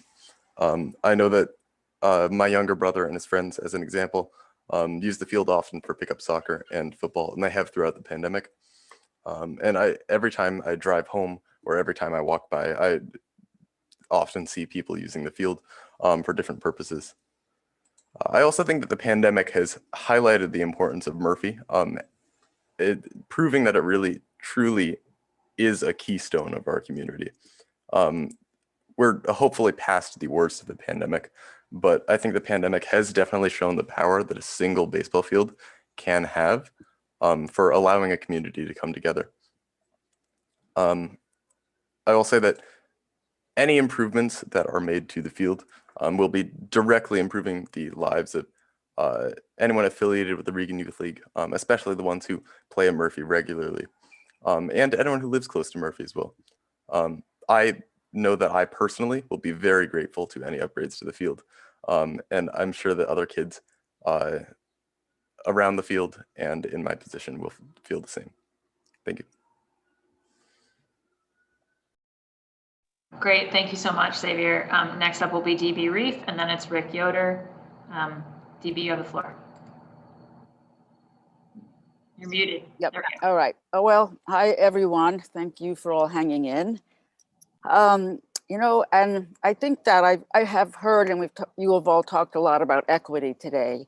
And equity is really one of the main points I want to make. But I just want to give a little quick background about Chandler Pond, since I imagine not many of you have been here. Or Chandler Pond and the park that surrounds it is 19 acres. So it's really a big space, although you wouldn't know it because probably 3 acres, no one would ever walk in because there's nothing but, you know, downed trees or falling trees. You know, for many, many years, Chandler Pond was inundated by geese. And I know that parks all are or feel that way. But Commissioner and then Chief Cook said, even in a hearing in 2016, this was the worst infestation of anywhere in the city. And year after year after year, we asked parks for funds to hire the, you know, geese police because we know that that was the most effective thing. But there was never a penny, even though I know they partnered with other parks in paying for that. So if you hear frustration in my voice, it's because I come from a place of frustration. About 5 years ago, it was clear that so many trees had fallen into the pond and with the whole shore needed restoration. I went to the meeting at Boston College to apply for the Neighborhood Improvement Fund, which in essence was because we lost so much green space when they built stadiums and the Archdiocese property. And in 2018, I was told that we couldn't apply for funds because we didn't have a scope for the project from parks. And at that point, we were told we would have a scope by the end of the year. That scope has never come. And oh, by the way, back to the geese, we finally got state money to help. So we couldn't get BC money because we couldn't even apply for it. And then this year we applied for and got money from the CPA, a less than half of what we asked for, but enough that would have done the shoreline restoration. And in that application, we met with several companies who, you know, gave us proposals, and one clearly stood out as not just having wetlands experience, but their proposal included permitting, it included, you know, planting native trees. You know, it was so thorough. And so what really we have been asking for, and I kind of would ask for, is for parks to, you know, go with that company because we can get it done this year. I have seen in the city record, it looks like it is possible for the executive to choose a contractor and not for the good of the city, it says. But I realized as the days led up to this, that it feels like all we're doing is like begging parks to just, you know, we got the money, please just, you know, spend it and fix this pond before it becomes a swamp. But reading through any park's budget, even to see in Alston, you know, the 8 million at Smithfield, who got BC money, by the way, or other parks that did 4 or 5 million for Cassidy, you know, that's a ballpark. And it feels like we're begging for crumbs. All we're asking for is please let us use the money that, you know, we got from another source. So at this point, I think we're asking that parks fund the cleanup of those acres that you can't even walk into. I'm sorry that I sound a little bitter because I don't really mean to sound, and I do appreciate everybody's work, but I want to say, you know, Alston Brighton has been out of sight, out of mind in so many ways in City Hall. And this pond is a jewel. And so I really hope that the members of the committee will consider putting in funds for the restoration of these 2 or 3 acres that is never used because it's not safe, but also to urge the Parks Department to go with the proposal that we use for the CPA funds, and that is so thorough. I think I pretty much said what I wanted to say. Thank you. Great, thank you so much, Dee, and lovely to see you. Nice to see you too. Next up is Rick Yoder, and then it'll be Zoe Silverman. Rick? Yes, hi, thank you. And I always want to thank the council for having these hearings. It's really a great opportunity for residents to speak up directly to our officials. And I want to congratulate the Parks Department for actually in a recent study is listed in the top 12 best city park systems in the country. And that's, that's something. I also wanted to thank Nathaniel, who spoke a little earlier. I thought he spoke eloquently about the needs for protecting more of our urban wilds. And we certainly have many, many acres, many dozens of acres of unprotected urban wild left in this city, but they won't last long unless we rapidly find ways protecting them. But that's one point I wanted to make. The other thing I want to talk about, I'm a co-leader of the Mount Hope Canterbury Neighborhood Association. It represents a neighborhood of about 1,500 residents, mostly people of color, blue collar workers, along American Legion Highway in Eastern Rosendale, close to Cummings Highway.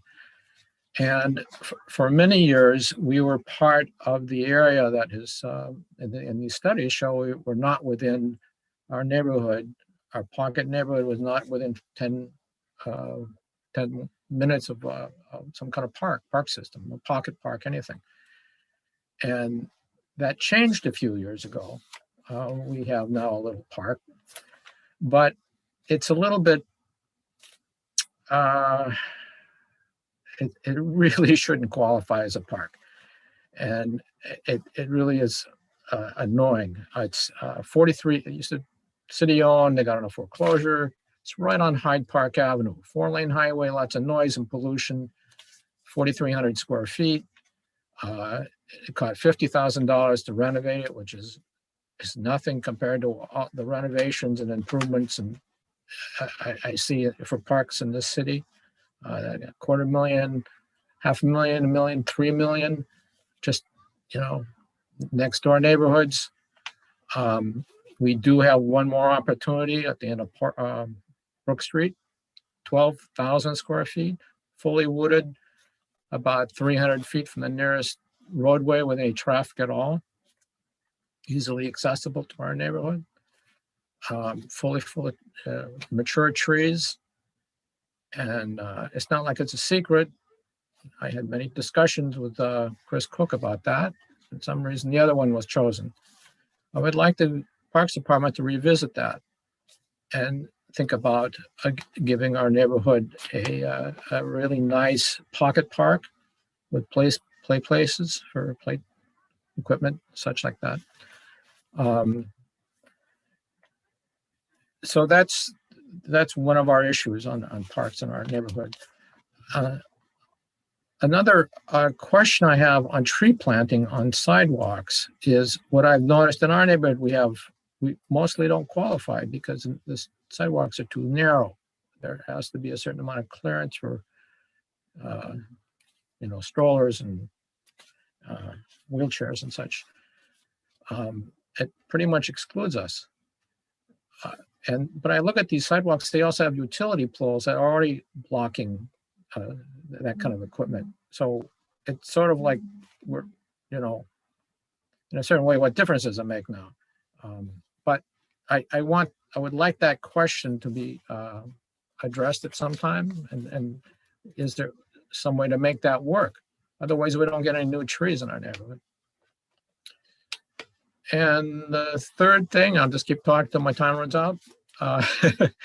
We do have a wonderful space, city-owned Mount Hope Cemetery, 125 acres of open space. It's a nice place to walk. That's, biking. But 3 years ago, I counted 100 dead trees. These are big trees, like 60-foot maples, elms. And they don't get taken down or removed. Nothing is maintained in there. And I understand there's real budget limits. I know everybody's working as hard as they can. Be nice to fix that too. Thank you. Great, thank you so much, Mr. Yoder. And we'll bring that question back to parks about the street trees. I do know that one solution in some places has been to actually create street tree pits, like sort of between parking spaces, like if it's a place where there's parking, because that lets you add them and then still have the clearance. But I am not the expert, so we'll bring that question back. Next up is Zoe Silverman, and then it'll be Carla Lisa Kaliga. Zoe, you have the floor. Thank you. My name is Zoe Silverman, and I'm a proud resident of Jamaica Plain and a lifelong dog owner. I'm here with the Friends of JP Dog Parks community group to advocate for investing in more off-leash dog recreation spaces in the city of Boston. The current lack of off-leash dog recreation spaces is quickly becoming unsustainable and would be a worthy investment for the city's dog owners and non-dog owners alike. For the 23 neighborhoods in Boston, there are only 3 official dog parks. We also know that dog adoption rates have skyrocketed since the beginning of 2020. In Jamaica Plain alone, there are over 1,100 registered dogs without a single park for them to legally play and exercise off-leash. Commissioner Woods rightly commented earlier that the actual number of households with dogs is likely much higher. This creates a number of problems that have already been well documented and highlighted in other discussions. In an ideal world, dog owners would have access to off-leash areas within about a 10-minute walk of their residence, the same expectation that we have for access to public green space parks. These areas could either be dedicated fenced-in dog parks or shared resources of existing park space. We appreciate that there's a potential for this to become an expensive line item. In a recent meeting, Commissioner Woods quoted an estimate of $250K per park, something we would be happy to work with you on to simplify those requirements if possible and bring down the overall cost. If the bill still adds up too quickly, the city could emulate a program like Brookline's Green Dog Program, which has successfully shared existing green space with designated off-leash hours. In conclusion, there seem to be a number of options the city could pursue to improve the quality of life for its many desperate dog owners and their neighbors.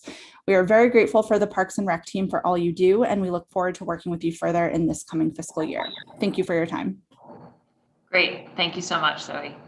Next up is Carla Lisa, and then it'll be Leila Ohashi. Carla, Lisa? Just have to unmute yourself. There we go. All right. I prefer to be called Kaliga, by the way. And I put that in. I legally can use one name. I'm also in the arts world. I've been an activist all my life. I'm 65 and I've been an activist since before I was in double digits. So I'm associated with a lot of groups, including the JP Dog Group. And I do want to talk for dog parks, but in a different way. And thank you, Zoe. We're in the same group. But a lot of things were brought up. First of all, about trees and things and arborists. If we're going to first of all, if you're a gardener, or a farmer, you have a relationship with your plants. We want to retain our arborists and we need more because when we lose trees because we can't catch diseases early or they're not pruned or what have you, it's costing us taxpayers a lot of money. So we need to have more than one arborist. We need to have at least 2, and we need to pay them handsomely so we retain them. And then we can partner with high schools like John O'Brien and Madison Park, and also secondary educational things, even getting the key to a lot of the problems that were brought up today is education. I'm an RN. I graduated from Northeastern Nursing, went right back for health education. I graduated from nursing in 1977. I'm still an RN, but I don't work in hospitals. But for 25 years, I was a city nurse that it then became BMC. That's a teaching hospital. So I taught. The most important part of nursing is teaching. I taught young doctors, young nurses, and most importantly, patients and their families. And teaching is the way that we can solve many of the problems that were brought up today and stay within our budget. We do need to grow the budget. But if we can bring young people in, like the young man was talking about the wild spaces and things like that, since he was a youth, if we can bring in youth programs like ROCA, like Youth Works, like kids from high school, and give them apprenticeships so they have a lifelong relationship with green spaces, that's a good thing. But we can also partner with secondary schools that teach horticulture and arborists and things like that, and give them apprenticeships so they can earn credits while they're working with our arborists. And that's a win-win for the city. And that doesn't just mean we could get programs in state schools or RCC, but also out of state and bring them in here. And maybe they'll put down, pun intended, roots. They like it here. But also we can also, with the dog problem, and it is a problem. We do need dog parks in every community, because I'm also a dog trainer, and guess what that is? Teaching. That's what I do now for work. I do pet care and dog training. So, and I volunteer as a nurse in certain things, and including no smoking in the parks, by the way. But I also, and I work with park rangers sometimes, and they're wonderful. So please fund them handsomely. But the other thing that we have to do is we have to teach dog owners to police themselves. And the way to do that is to go to community groups, neighborhood associations, to actually go to dog parks and not just hand out tickets to people that are outside the dog park exercising their dogs, but do education. Okay, that's really important for almost everything we're talking about. Education to dog owners and get them to police other dog owners in a good way. All of that would help people, educate community groups. All of that would help with that problem, would help with getting more people to support green spaces and to get friends groups to swell their ranks for all the parks. And all the parks should have friends groups. And that's what we need to do. And the last thing I want to say, because obviously I'm an animal advocate, is I was working with Amanda Kennedy before COVID. And now we have, I don't know the new person who's head of animal control, but now it's under parks. We have to move towards becoming a no-kill society. And our shelter, we have a vet, and I hope most of what the vet does is not, it was good to hear they're having a clinic for undomiciled people or people who are housing insecure and their pets, but we need to not be euthanizing adoptable pets. There are many programs from Best Friends in Canopy, Utah, and many other programs. We can send people from animal control, but we need to move to make our city shelter a no-kill shelter as much as possible through fostering. I'm becoming a master trainer. I took advantage of COVID prices. I'm a basic trainer, but I would volunteer to train those kind of pets that end up in the shelters. But we as a society and as a world-class city have to go towards being no-kill. It's very important. And that's all I want to say. Thank you very much. Great. Thank you so much, Kaliga. And up next will be Layla Ohashi, and then it will be Simon Hayes Sutton. If I see Lisa Beatman come back, then Alf Krakom, and then Karen Money Brodick. And if you didn't just hear me read your name, it means I don't have you here in the Zoom room, but I do have some more names on my list. So if you're watching again, you should come join us before we get through. Layla or Lila, please correct me, but you have the floor. Hi, my name is Lila Ohashi, and I'm a part of Jamaica Plain Youth Soccer, which is JPYS for short. I started playing soccer with JPYS when I was in first grade, and I do remember every single week I would be so excited to go to each practice. It was both a time for me to play soccer, get exercise, and meet new people. And it was actually through soccer that I met some of my longtime friends, and we actually still play on the same soccer team now. We would encourage each other to be braver, be kinder, and most importantly, we would cheer each other on. We would encourage each other to do better, be better. And soccer was also a time for me to empty my brain and forget about being stressed. So often I'd be like extremely stressed about an upcoming test or assignment, and soccer would really help me relieve that stress and focus. And that was really important for my mental health, as well as any teenager or middle school or even elementary schoolers' mental health. And overall, soccer helped me build a sense of community and a sense of who I was as a person, which really shaped me as a person. So JPRS was very, very beneficial to me, whether it was just making social connections or getting exercise or just clearing my head. But JPRS is a fast-growing organization. A lot of kids are joining.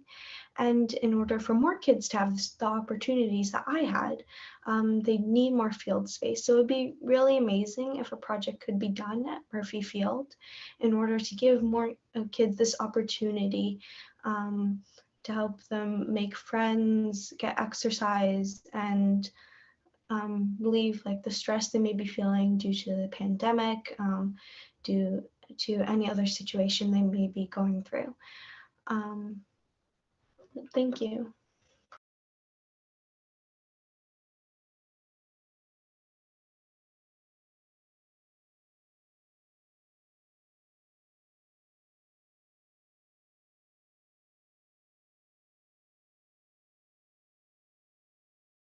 Oh, I guess, sorry, everyone. I said that and I was muted. So I just wanted to say thank you so much for that testimony.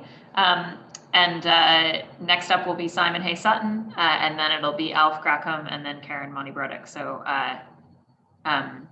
Simon, you are up next. Okay, hello.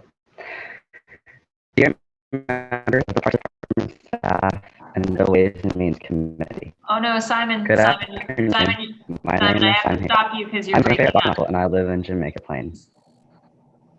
Simon, Oh, okay. do you mind maybe turning your video off? Can you hear me now? Because say something. Go ahead, say Hi. something. Can you hear me now? Yeah, we can hear you. So we weren't getting any of your words before, so I think sadly you better keep your video off. Go ahead. Okay, sounds good. Dear members of the Parks Department staff and the Ways and Means Committee. Good afternoon. My name is Simon Hay Sutton.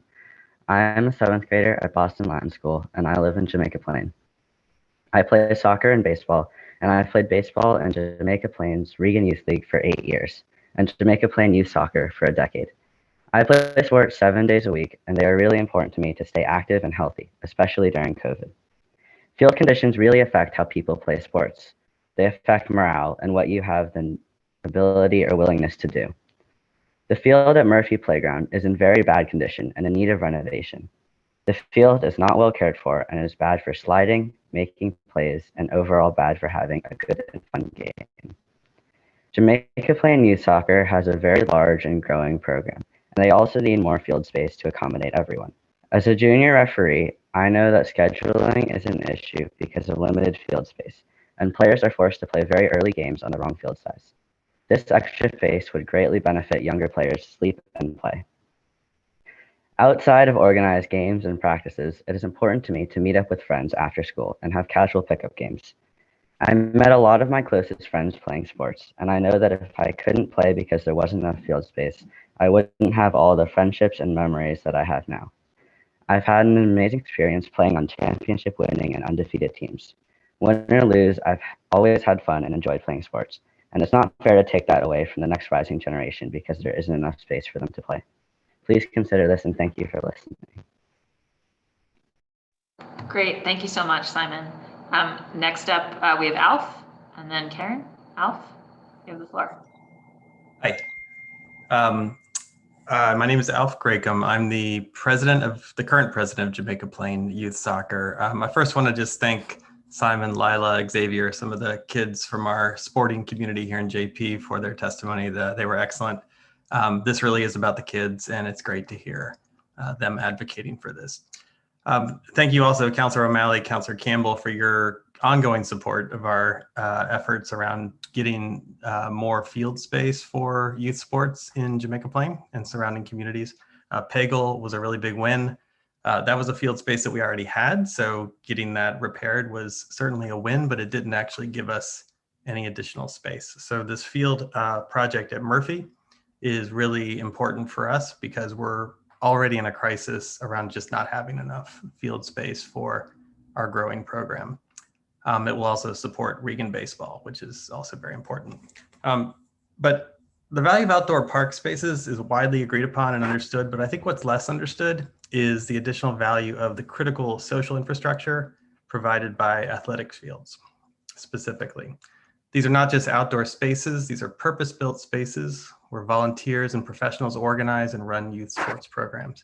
These spaces uniquely connect families of all backgrounds, provide safe, healthy activities for children. Important friendships, as you heard from Lila and Simon, are uniquely formed on athletic fields because sports are inherently social. And these friendships form connections across the city that provide greater community resilience and foster perspectives and action on diversity and equity by people being connected and invested in one another's children. I've experienced this in my own life, and I've seen the positive impact it's having on my own son as he grows up playing sports here in the city. So with that, I'd like to introduce my 13-year-old son, Trevor, an avid soccer player, to share with you his perspective. Hi, my name is Trevor Gracom, and I'm here to advocate for getting Murphy Field in better condition in order to benefit our whole community. I currently play soccer, and I played baseball up until last year. I played in the Regan League, which currently uses this field for baseball, and I also play in Jamaica Plain Youth Soccer, which needs more space and sees this field as a possibility to expand. However, this field right now is in really bad shape, and that makes it hard for people to play there, as it is easy to twist an ankle or get hurt while playing.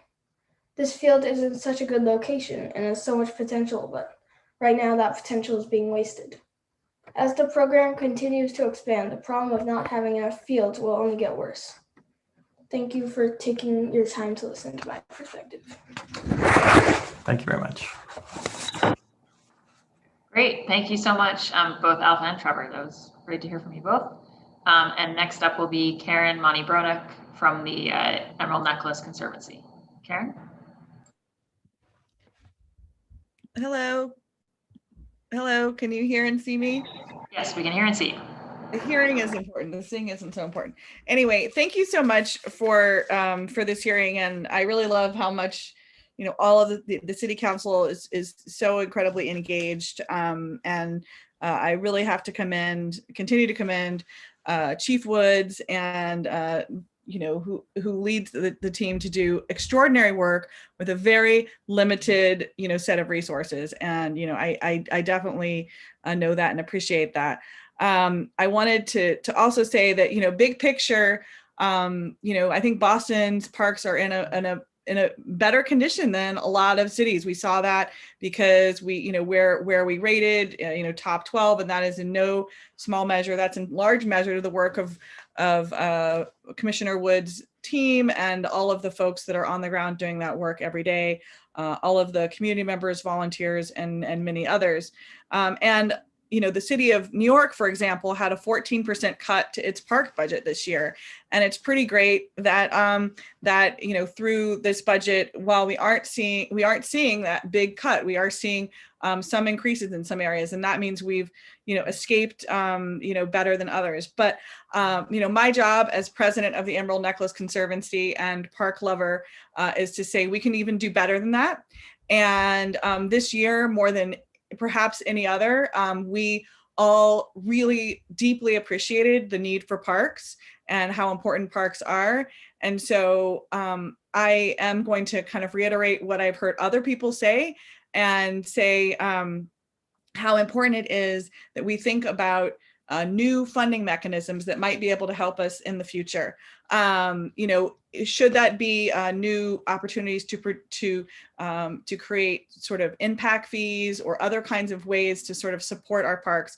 We know that our parks can provide jobs, they can provide health benefits. They can provide safe transportation networks if we invest in them. And so I really look forward to, and I hope perhaps we could do something like create a 5-year plan for, new income, exploring new income opportunities, revenue measures. I mean, the Parks Commission actually, like in many cities, actually has more powers, in its quiver than it uses necessarily to try and find new ways, or essentially developing new revenue streams.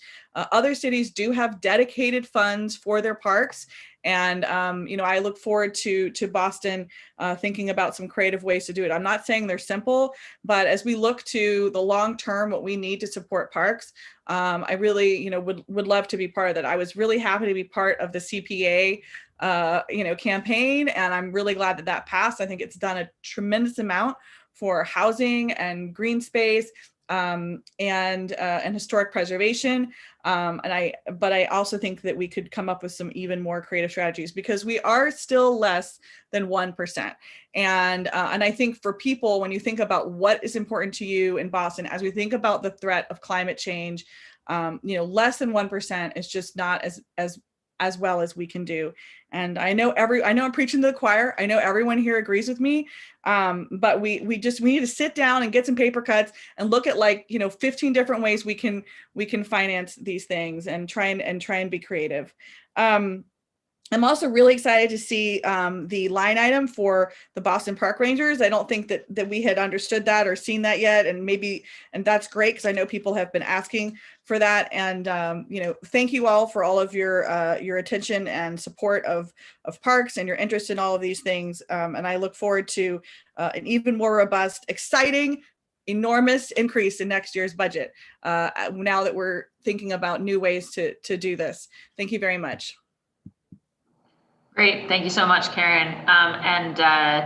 I do just want to read an excerpt from, I want to say to folks, we also receive written testimony, which we make part of the record and available to all counselors. And in a moment, we'll be playing some videos from a few members of the public who submitted those ahead. We did have Lisa Beatman with us for a long time on this hearing, and she had to drop off right at 5. So since we didn't get to her testimony, I just wanted to read specifically. The thrust of it is that she says Boston's urban wilds are less than 1% of the city's land area. Crane Ledge Woods is the city's largest unprotected urban wild, and Boston's best opportunity for inland climate resilience is already on the city of Boston's priority parcels list for acquisition by the city. Neighborhoods surrounding the woods are already at high risk of hot temperatures and flooding and are lacking in walking distance parks. Failure to protect Crane Ledge Woods would bump these risk factors even higher for the neighborhood residents, whereas protecting Crane Ledge will increase Boston's urban wilds by 12.5% and sustain green infrastructure in a census tract that is 90% people of color. So Lisa had submitted a larger piece of testimony about the parcel priority program and environmental justice communities, but that was the key ask, was around Crane Ledge Park, and I just, Woods, sorry, and because she waited so patiently and then had to go, I wanted to make sure that we read that into the record of this hearing. And I do also just really want to thank Chief White-Hammons and Commissioner Woods, who have stayed on throughout the entire hearing to listen to the members of the public testify. It does mean a lot when the department leadership does that. So thank you to you both. I wanted to say that before if either of you want to say anything so you show up on the screen, then after that, I'll go to the videos that we've got queued up. Okay, all right. They say they're all good. Okay, so then I'm going to go to these videos that we've got. So Carrie, if you can cue those up. And I know we might have one that's redundant with testimony that we heard in person, but it's fine to just play that as well, Carrie, just since we've got them all. So we'll hang tight for a second while our magician, Carrie Jordan, makes this happen. Hello, my name is Maurizio Paradiman-Riva. My wife Anna and our dog Lola live at 156 Green Street in Jamaica Plain. This message is to express our interest in having money allocated in the upcoming budget for dog parks. Having a dog park where dogs can be confined to an appropriate area will increase safety for the dogs, their owners, pedestrians, and motorists alike. Thank you very much. Hello, my name is Melissa Hamill and I live at 311 La Martine Street in Jamaica Plain. I have lived here for over 35 years and have owned dogs the entire time that I've lived in Jamaica Plain. And never have I had a dog park, a safe environment where I can exercise my dogs. This is a very important issue, and I believe it's an issue of equity. I pay taxes happily for basketball courts, tot lots, tennis courts, skate parks, and yet there is no dog parks in my neighborhood. In fact, there are only 3 dog parks in the entire city of Boston, which is shameful. We have over 1,200 dogs just in Jamaica Plain alone registered, and plenty more that probably are not registered. We need a safe environment for them to exercise off leash, and it needs to be, these dog parks need to be located in accessible areas, which means it has to be within a 5-minute or a quarter of a mile walking distance from any one house. In order to accomplish this, Ryan Woods has been quoted to say that there's $250,000 that are needed per dog park. If we start just scratching this need, we would ask for 1 dog park per neighborhood. And at $250,000 per neighborhood, that comes to probably over $5 million. I know this is a lot of money to ask, but this is a question of equity. We have not been represented so far. And I would say if you cannot find the money to start this project, to get this off the ground, we should look at other alternatives, such as the Brookline Green Dog Program. Hey, Dad, where are a you? similar program that is run in Cambridge and Somerville, where we are sharing resources with the city, with other groups such as athletic fields and other park areas that can be turned into dog parks for certain hours of the day, certain times of the year. I support this project, and I hope that you will set aside the money for this, for dog parks going forward. Thank you. Hi, this is Emily Juniper. And John. We're residents of Jamaica Plain in the Forest Hills neighborhood, and we are submitting our video testimony to advocate for a JP dog park. Jamaica Plain has the 2nd most registered dogs in all of the neighborhoods of Boston. We don't have any dog parks for our 4-legged and 2-legged friends. We are an advocate for a program similar to the Green Dog Program. So we can use existing spaces already and use them, make most of the spaces for both humans and dogs, and not have to wait for the capital and funds in building and maintaining of new dog parks. We'd rather use existing spaces. We feel that our tax dollars in JP already go to parks of the human variety. We'd also like to advocate for them to go and help the 4-legged residents of JP as well. Thank you. Thank you.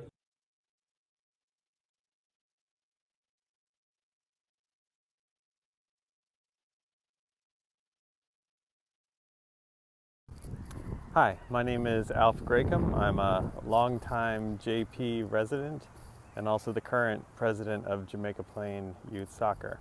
I'm out here at Murphy Field here in JP and just wanted to show you all the conditions out here and make the case for the need for a bit more field space here in JP for youth sports activities. So here's Murphy. This is also at the Mission Hill School and the Agassiz.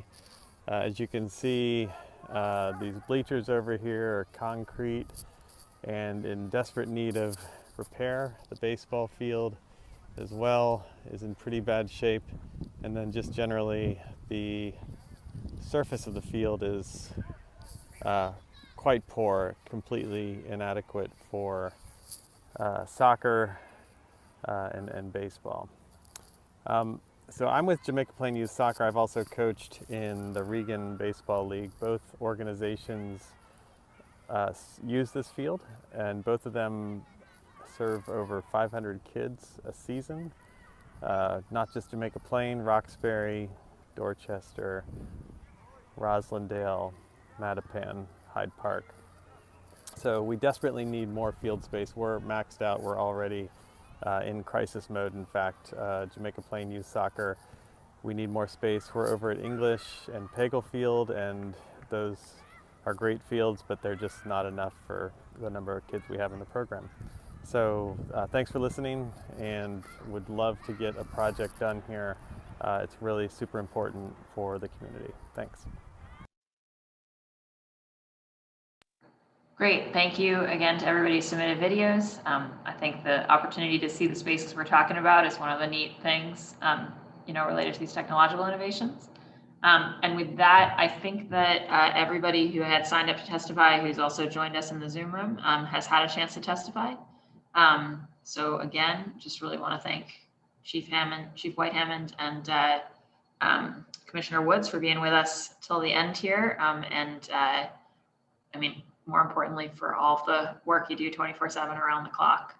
And for the commitment to fix the stairs, Ryan, thank you. But seriously, we have quite a lot of work ahead, and I